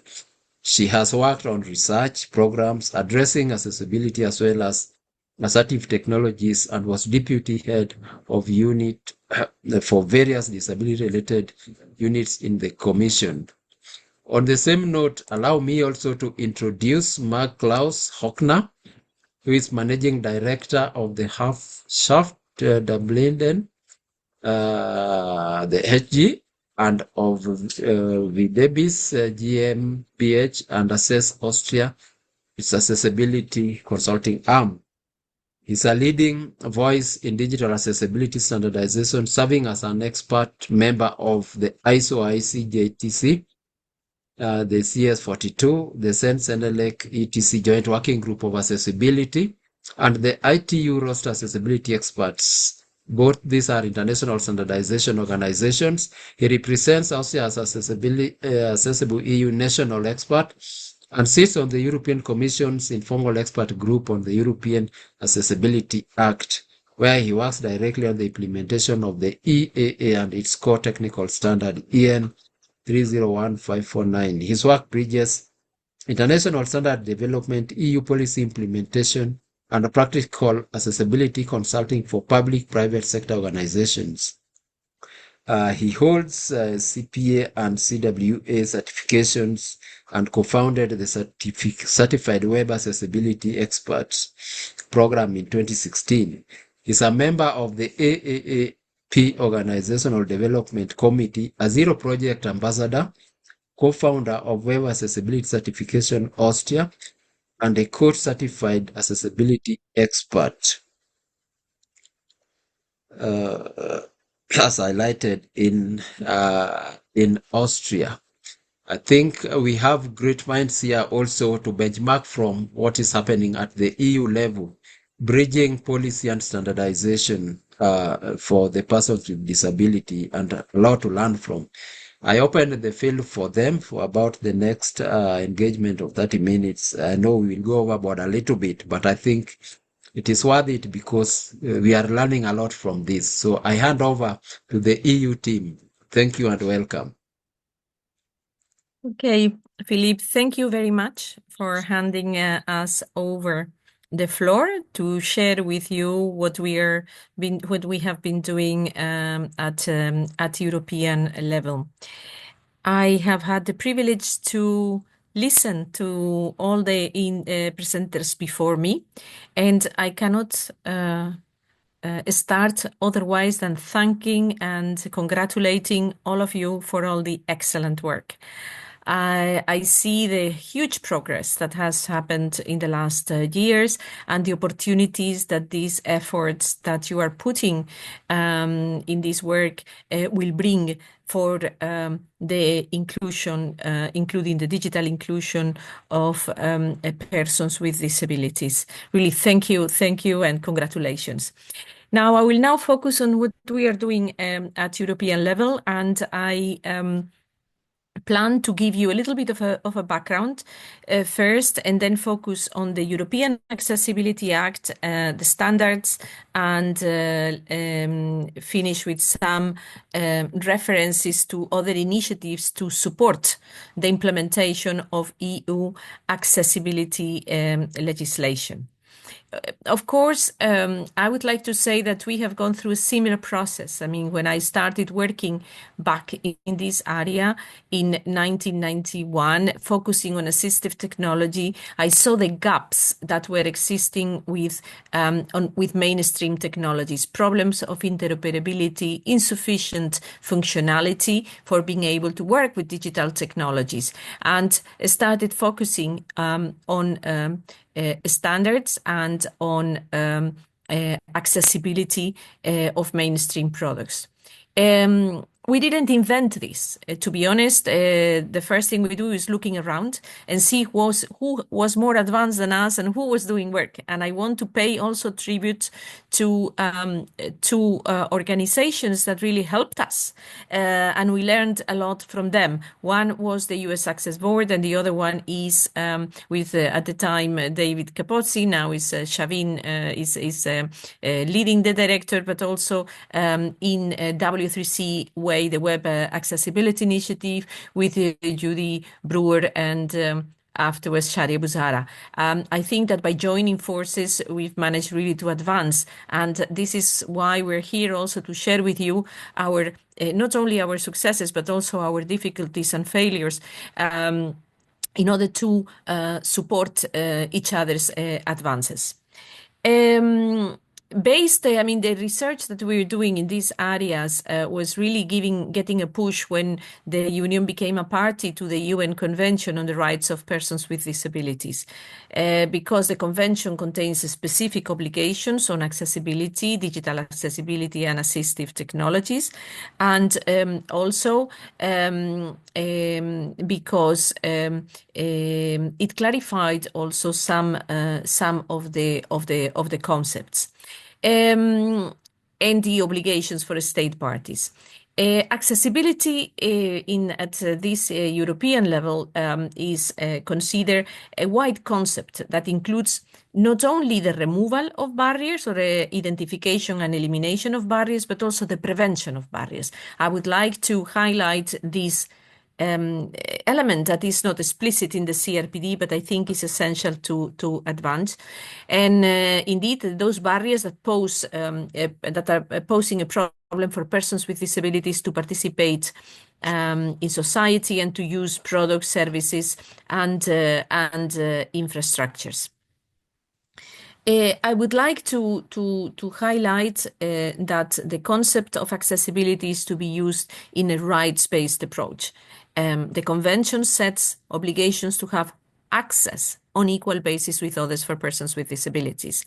And to that end, accessibility is one of the elements, but together with assistive technology, personal assistance, and many others. And accessibility, where possible, preferable through a design for all approach.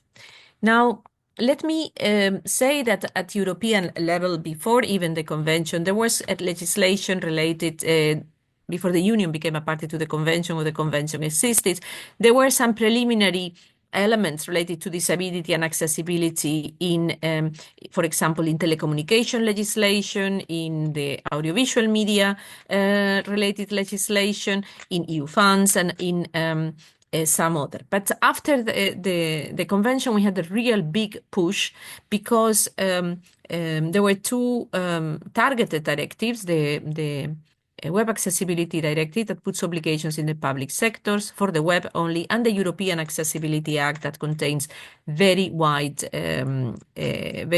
obligations for certain key economic operators related to technologies. We also have got, and this is very important, I heard today mention it many times, the obligations in public procurement. We started modestly having in the legislation the possibility to buy accessible, and currently the legislation refers to the obligation to buy accessible.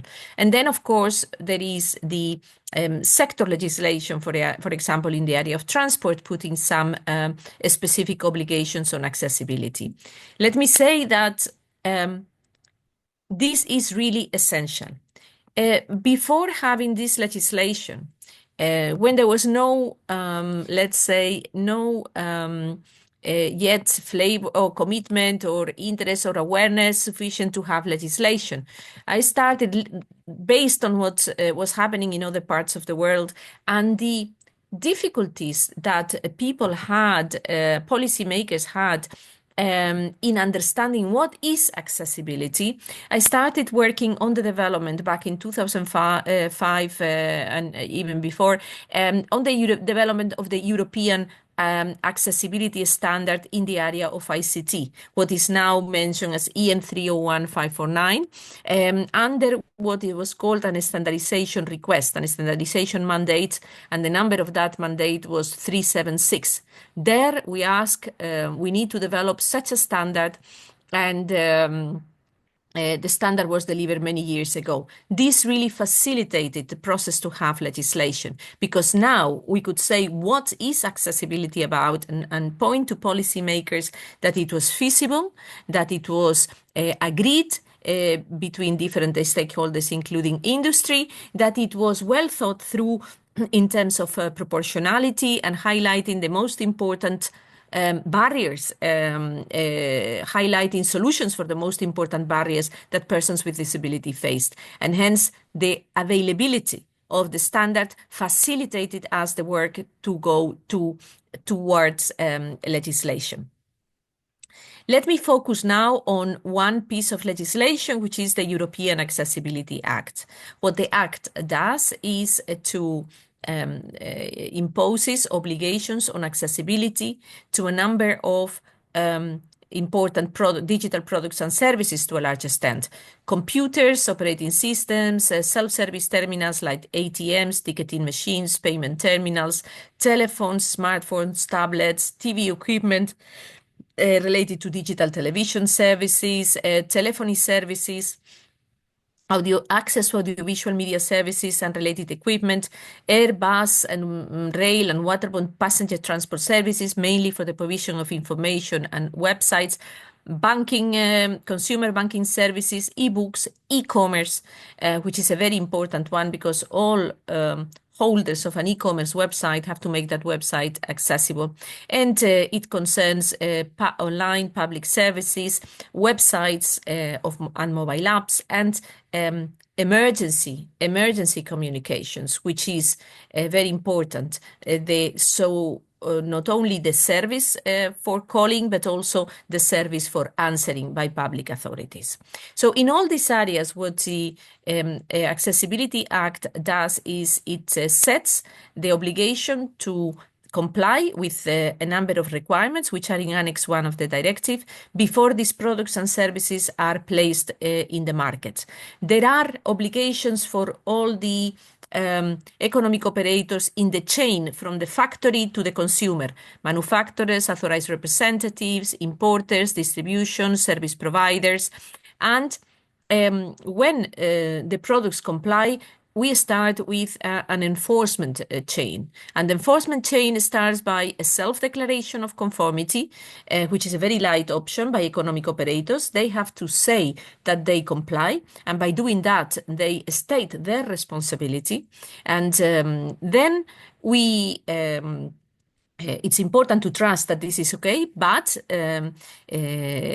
when you trust, you need also to check. And that is what market surveillance authorities and authorities responsible for compliance of services do. They check, they get complaints from users, and they have to act on those complaints in order to ensure corrective measures are undertaken. In the directive, also, there is the possibility of using standards and technical specifications to provide presumption of conformity through the issuing an standardization request or a mandate. To that end, we have sent the standardization mandate 587 that requests the update of EN 301549, together with the other standards, the one on the built environment, the one on design for all, the one on accessibility of emergency communications, having a new standard on non-digital information, and a new standard for support services, help desks, call centers, so that they also embrace accessibility. The strategy, directive was adopted in 2015 by the Commission. Then it followed the legislative process. 2019 was adopted by all the Parliament and the Council and the Commission, and it became applicable since 2025, so since last year. So now products and services in the EU market can only be placed when they comply with the Act. I put these deadlines to show that it takes time, and that we need to be patient, but you need to advance steadily, because it is important, because in the meantime, as very well illustrated in the previous presentations, persons with disabilities are facing barriers to digital technologies. The directive contains this enforcement, but also some penalties. The intention is, when there is a problem with a product, when it's non-compliance, to be corrective.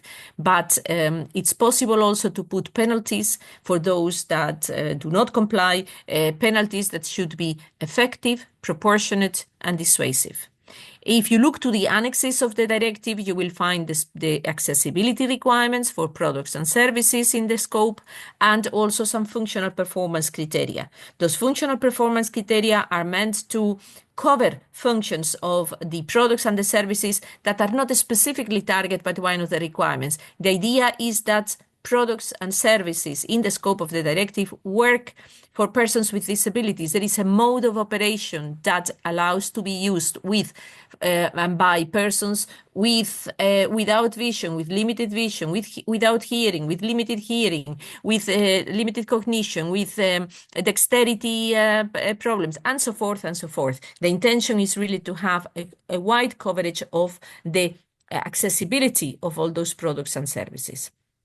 Now, this directive also establishes a link to public procurement, and it says that for the procurement, for the products and services in the scope of the directive, it is compulsory to use the requirements in the directive to buy accessible. This complements the existing obligation in the public procurement legislation that says that products, services, infrastructures that are intended for the use of people, and it doesn't matter whether they are intended to be used by people in the public or people that are working in the contracting authorities. Whatever is bought by public administration that is aimed to be used by people has to be accessible, and the tender specification should include accessibility requirements. So the Act renders operational this general obligation, and the standards support and clarify even more what those obligations are. Let me also point out, and it has been mentioned a bit today also, that the directive refers also to the built environment, where services as provided. You can have a digital bank, a consumer banking application accessible, but if you go to the bank and you cannot enter, it's really a problem. So the combination of digital and physical accessibility is really essential. And to that end, we have also a European standard, 17210, that is based on an ISO international standard for the accessibility of the built environment. I really encourage you also to look into that. As the implementation of the directive and the requirements and the implementation of products and services that are accessible remains a challenge, because we need to have a stronger and more competent workforce that has to implement accessibility in the private sector, but also in the public sector. We have to have a common implementation. We have established a working group with persons with disabilities, disabilities, with those responsible for enforcement, and also economic operators, industry. And I'm happy to see that my co-speaker Klaus is also a member of that working group. The idea there is to talk about market surveillance and to support the implementation of the directive, exchanging best practices. I would like to finish saying that once you have established accessibility legislation and the standards, one of the aims and activities that we are having now is really refer to them in other legislations. For example, when the EU developed a regulation on artificial intelligence, on equality bodies, on alternative fuel infrastructure, so electrical charging points, the disability card, what we do in relation to accessibility is just point out to the directive, the European Accessibility Act, and require whatever is the subject matter. I mentioned artificial intelligence. Well, in this case, it says that high-risk artificial intelligence is to be accessible in compliance with the accessibility requirements in the Act. That will save you time because you do not need to redefine accessibility. You can point out to your legislation and standards on accessibility in order to create a market. Let me say that the standards were an important point, is really an essential element of the chain, but they remain voluntary documents. You need to dress up the standards and make use of the standards through legislation. That's what we achieved in Europe through the European Accessibility Act, to have legislation that makes clear obligations, that sets responsibilities and a process for implementation. And we need to help those that are, as I said, the actors, that have to implement the accessibility. And to that end, we have launched a resource center. It's a contractor of the European Commission that provides training, that gathers information, has a repository of information on accessibility, supports the standards. But the main goal is really to train digital, including also digital professionals on accessibility so that they can do their work from the beginning. Several of you before said the importance to have products that are born accessible, and I couldn't agree more. And finally, my last point would be to say that it's important also to reward those that implement accessibility. And for example, we have an award that is given to cities that take remarkable initiatives on accessibility. They are not perfect on accessibility, but they take important steps forward. Now, this work we are not doing alone. We are doing it together, of course, with the sectors, the standardization organizations, the industry, of course, participation of persons with disabilities and their organizations, but also with member states and experts in the member states, like my colleague Klaus. And I think with this, I can pass the floor to you. And in the meantime, I remain available in case you have got questions. And thanking you for the invitation and congratulating you for the great steps forward. Thank you. Thank you very much, as we welcome Mr. Klaus, as also we consider time. Thank you, Mr. Klaus. We welcome you. Thank you very much. I hope you can see my presentation. I prepared something. I'm as mentioned from Emma, and also mentioned from the team. I'm a member of a DPO, a Disabled Persons Organization here in Austria. I know Austria is a very small country. We only have 8.5 million people here, but I think we are front runners in the field of disability, also in Europe.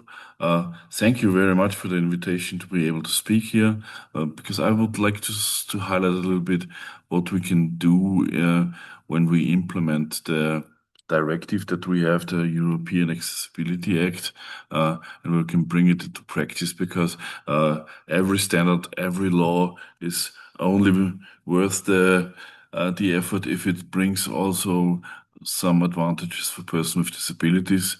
And although I'm working for, especially for blind and visually impaired persons, it doesn't mean that only working for blind and visually impaired persons. I would like to see a little bit the umbrella view and the eagle view of all these things. So I hope you can see my slides. From the directive to the Austrian law, we now have implemented in the Austrian law the European Accessibility Act as the so-called Barrierefreiheitsgesetz accessibility law. Since 28th of June 2025, it's in force also in Austria. We had the legal process to setting up also all the bodies that are necessary to implement this, the so-called market surveillance body. What does it mean? What does this accessibility law actually requires?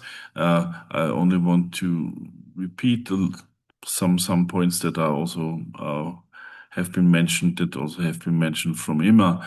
Who is bound? All the manufacturers, importers, distributors, and service providers in regard to digital means. That means we have all the ATMs, tickets, payments, terminals, etc., etc. We have the first 80 claims from the market surveillance body here also in Austria, where some financial institutions got a letter from them with the request that they have to explain how they want to be accessible and how long it would last to be accessible. One of the most important things for me, and I can't stress it in a more harsh way, let's say, is the presumption of conformity. We assume that a company that comes to the European Union, to the 27 countries of the European Union, we assume that they are conform to the laws and to the regulations, and the regulations are especially the EAN 301549, but we have also 5 other standards that are behind this, as mentioned from Emma. And the big thing is, when I'm a person with a disability, I can assume that the conformity is given, and I don't have to prove that something is inaccessible. It's the other way around. The person who is, or the company that is offering a service or is a product on the digital market or on the market in the European Union, they have to prove that they are accessible. That means they have to prove that they are accessible to WCAG 2.2 AA, for example. There are some exemptions, okay, micro enterprises, and this disproportionate burden claim, okay, there are some things also explicitly out of scope. We can always complain, but I think we have to begin to implement this, and we have to be happy that we have a beginning.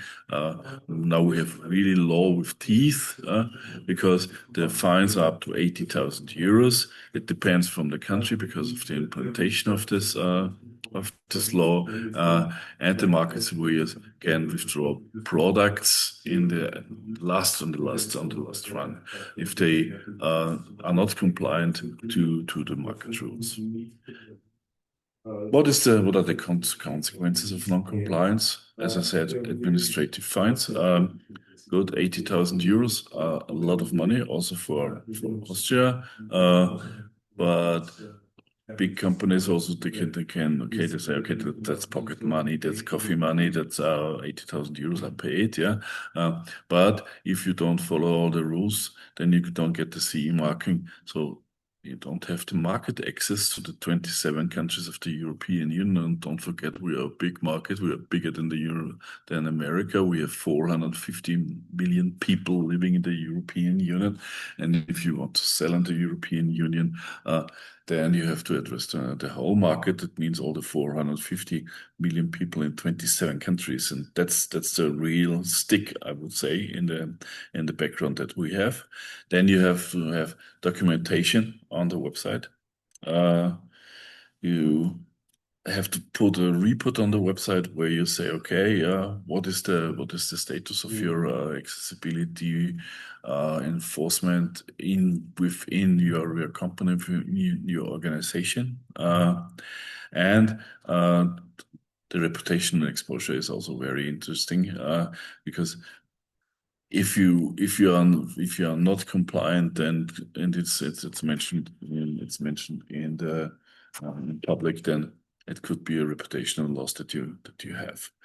There are some other related standards as mentioned, the WCAGs, the Web Content Accessibility Guidelines from WAI, from W3C, then the EN 17161 and 17210, the designs for all and the building environment. Then we have 3 other laws coming up now, or not 3 other standards, sorry, not laws, standards coming up. And we have some related laws on a regional or national level, like we have it in Germany or we have it in Austria. What do we expect as DPOs, as disability representatives? We want to have a proactive market surveillance, not only complaint-driven checks like you have it sometimes in America with the American for Disabilities Act. Yeah, and we want to have a seat on the table. People with disabilities, persons with disabilities, should be involved from the scratch when we do something. When you do something, when you create a product, when you create a service, when you create whatever, yeah, bring the people to the table, not show them the menu when you are ready, yeah, let them create the menu, because when you do it from the scratch, it's also not so expensive than to rebuild all the things. There are some reports that say, okay, if you rebuild, for example, and build a building in building environment to accessibility requirements, then you have to pay 20 to up to 30% of the initial sum. But if you do it from the scratch, it may be 1.5 to 2% of the total sum that you have to invest to be accessible. And that's a big difference also in the amount of money. And closing the remaining gaps, that's also one of the things that I hope to see in my lifetime, because I'm now 60. Within the next 5 years, I hope we have another landscape of accessibility also in Europe. Then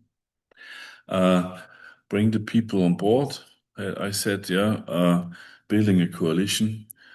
Advise them before you penalize them. We see that the biggest problem that we have is the non-awareness. The people, they don't do it because they're not aware about this. Yeah, one of the things I always say, also here at the conference where I'm staying now in Brno, yeah, is there are two things that are really sure in your life. That for sure, 100%. Yeah, the one thing is you're gonna die. The second thing is you're gonna be disabled, or you die before you're disabled. Disability is a thing that concerns everybody.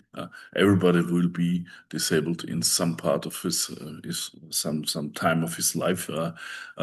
So consider disability as a real core team, a core point in your life. You have to consider it because you will be touched. Then multi-stakeholder platforms, like we have it here in Austria with umbrellas, for example, where we bring all the different organizations from different types of disabilities on one table so that they can speak with one voice. Nobody should be left behind. We have some parts of the community that were excluded in the past. Bring them on board. Reporting channels that are recognized are also a very important thing, and consider accessibility as an advantage and not as a burden. Framing compliance as market reach and competitiveness, not just a legal risk that you can be claimed, that there is something which brings you to court or whatever, yeah, see it as a business opportunity. See it as a business opportunity because you look at if you look at the population in Austria, and I know this is very different from the African situation. Africa is a young country, a young continent with young people. You have a growing population, but in all other continents, like in Europe, we have an aging population. And aging means that you have some point of some kind of restriction. That means some kind of disability. What has happened so far? We have the thing since, as I said before, 28th of June 2025 is the law in force here in Austria. Then they had to build up the market surveillance authority in Upper Austria here in this case. Since then, we have 84 procedures, we have 48 reports, and there are 36 opened by the authorities' own initiative. 22 of them are in banking services and no fees until now. But this can change, let's say, yeah. What worked? Digital accessibility is now legally binding for the first time in Austria, for the first time in Europe, and you have a functioning complaint channel. And that's a really, really big advantage. What still needs to work is the fines, because sometimes the people need to have to stick in the background, obviously, to really come into the pipeline of implementing accessibility. And there you have the real need also, as mentioned from Emma, you have to have the specialists in the background that are able to really implement, to enforce in the companies the technical implementation of accessibility. And that was my contribution, and I hope we have time for some questions. I'm open to every intervention, and hope it was helpful a little bit what I showed to you. Thank you very, very much, the EU team. I think you have finally concluded what other panelists have also been discussing. And as you can see, time has gone. We have seen comments from the charts, and these ones have been taken care of. Given the issue of the time, I just want to highlight in a few seconds what we now get from these presentations. Is saying, like the EU is saying that if you are not complying to the legislations and the standard, there is no CE marking, no market access, which means certification is not given, which means your products will not sell. Then there is the issue of policy and legislations. And as Placencia put it, legislations and obligations are very important and key. And we have seen this from the continental level to the regional, to the international, continental, regional, and even to the nations where we have the acts like the Kenyan 2025 Act.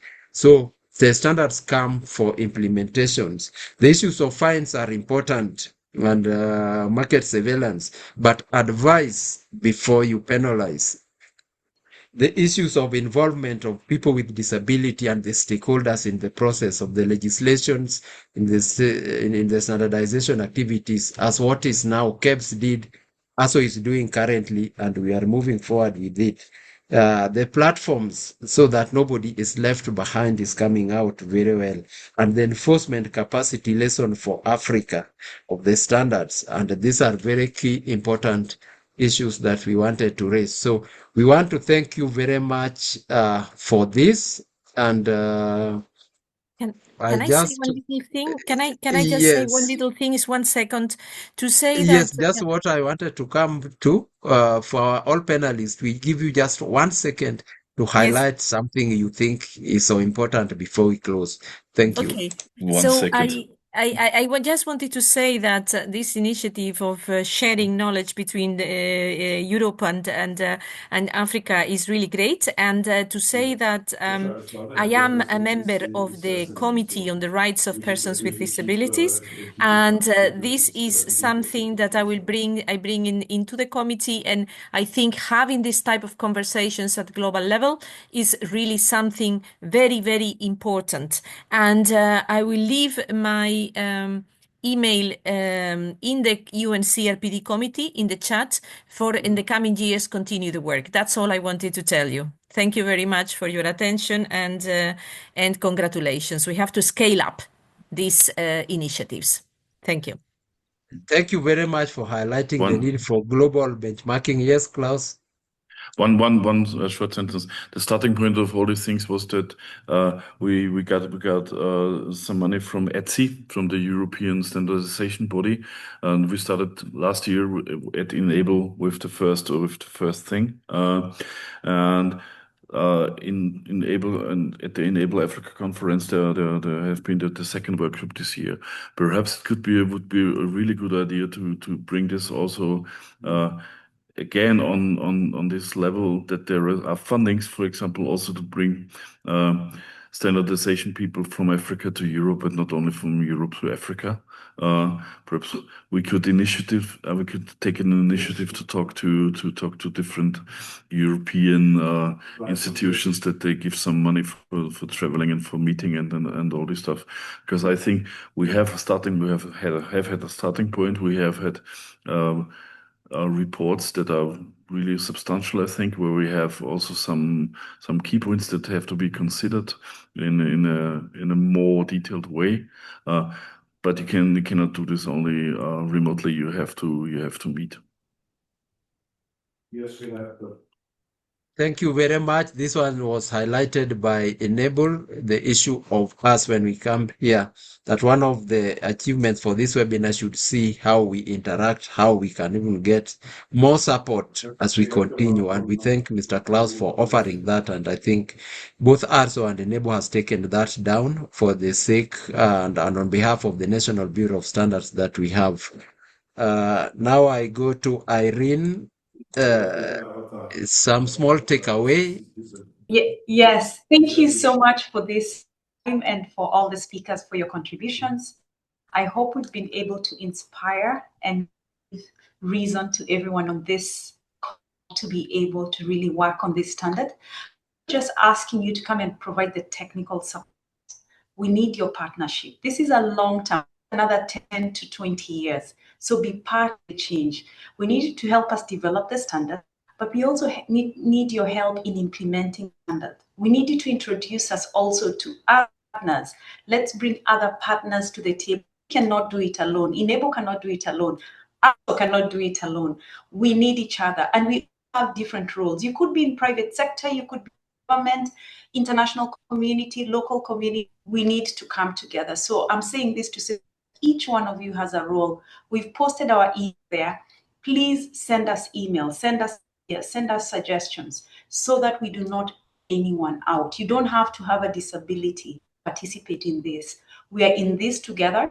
We are all affected by disability one way or the other. Our family member, our friend, our colleague, our neighbor, or even ourselves. So please, let's work together. Give us the right contacts. Let's bring the partners to the table so that no one is left behind. Thank you so much for your time, ARSO. Thank you for the partnership. Thank you very much, Irene. And I think that is a great point taken. As Irene is saying, I think in our first meeting during that webinar, we had a great interest also from the World Bank. And this is what these webinars are supposed to be achieving and what Miss Irene is calling upon for. Thank you once more. Do we have Mr. Dan still? Just 1 second to say bye to delegates. Thank you very much, Mr. Philip. I will reiterate what Madam Irene has said, that as we harmonize this standard, let it not be a standard on paper, but it's good when it's implemented. My call to action is that everyone tuning in today, whether you represent NSBs, a tech hub, the civil society organizations, government to take ownership of this process. Don't wait for the final standard to be published. Engage with us through the ARSO TC 46 participation. Entry point is now. As we start, we call on you to really show interest. Send us email, engage with us, as we've just indicated. Bring your local realities. It's very important. We are all being affected by this disability issue to the table so that we can co-create a framework that truly reflects the diverse and vibrant needs of our continent. Thank you very much, Mr. Philip. Thank you so much, Mr. Dan, and that by extension, we ask stakeholders also to contact their National Bureau of Standards on the same. Do we have Dennis still with us? Just for 1 second. Dennis? Yeah. Yes, Dennis. Seems we don't have... We just want to finalize. Just give me 1 minute. I put the screen on the next webinar. Yeah,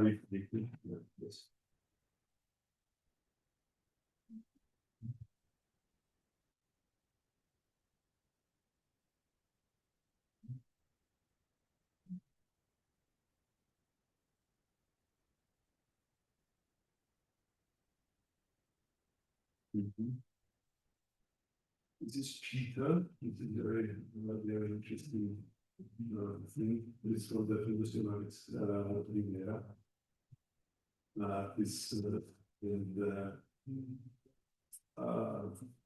Yeah, it's unfortunately it's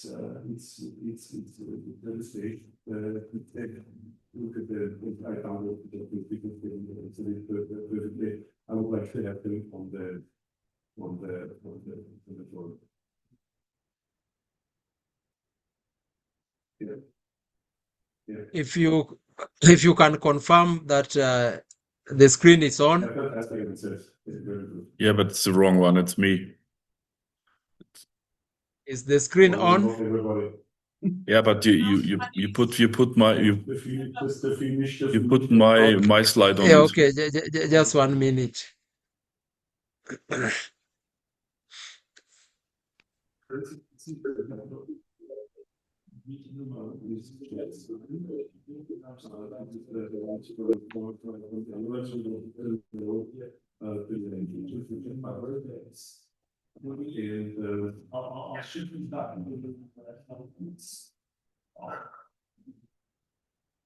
They are.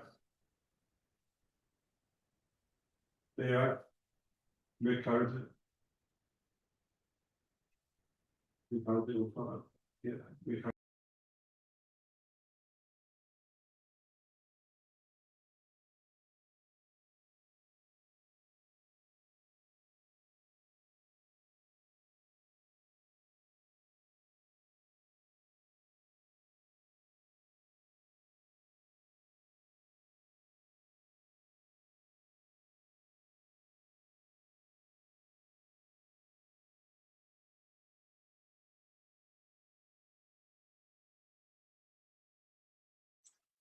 As we are concluding, is it okay now? You can see that.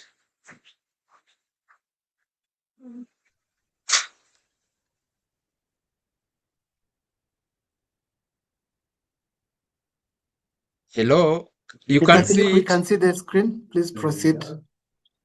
Okay, thank you very much. We have just concluded on this plenary session. We just wanted to introduce you to our next webinar session on the 29th July, co-hosted by Morocco on the power of Africa's minerals, topic Africa's development needs. So we will do a circulation. This one is in 2 weeks' time. This is our ARSO webinar themes. This is what we missed from the beginning, but we are going to share this one. The screen was not moving, unfortunately, but what we talked, highlighted, the issues of leave no one behind are also here. All of this is what I talked about in the very beginning. So we are going to share this as we make the slides available once more. As you can see also what happened during that period of the 7th Inclusive Africa Conference. All of this we will share. we want to take this opportunity to thank you very much also on behalf of our Secretary General. We want to thank all the delegates. We want to thank the participants. We want to thank the panelists and also the sign language interpreter, the interpreters for staying with us. And we really appreciate and we look forward to working together again. We have taken notes. We are going to share the presentations and we are going further also to look at the chat box and remain in communications with you. All the issues raised are taken care of. Once more, we want to thank inABLE for this opportunity and also for initiating this. Thank you very much. And on behalf of our Secretary General, while also apologizing for the technical hitches, we wish you well and thank you very much. I would ask our team, all the members, if you can, all those who are still around, if this is a memorable day, we can have our cameras on so that we take photos. Our ICT team, Mr. Dan is here, Ms. Geruto, if we can have your cameras on, please. It's a memorable day that we will forge ahead with. Thank you very much. The ICT team will tell us. So we have the. When you are there, you smile. It is a successful webinar and a successful day. We have all the numbers, and so I found it. Are we okay? The ICT team, those who are able to put on their cameras.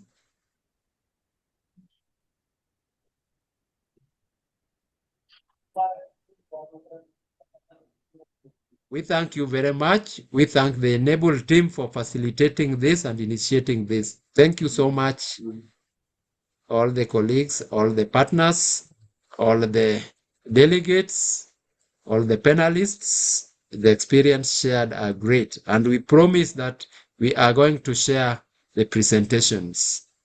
Thank you so much. Thank you. Bye. Bye-bye. Okay. Bye-bye.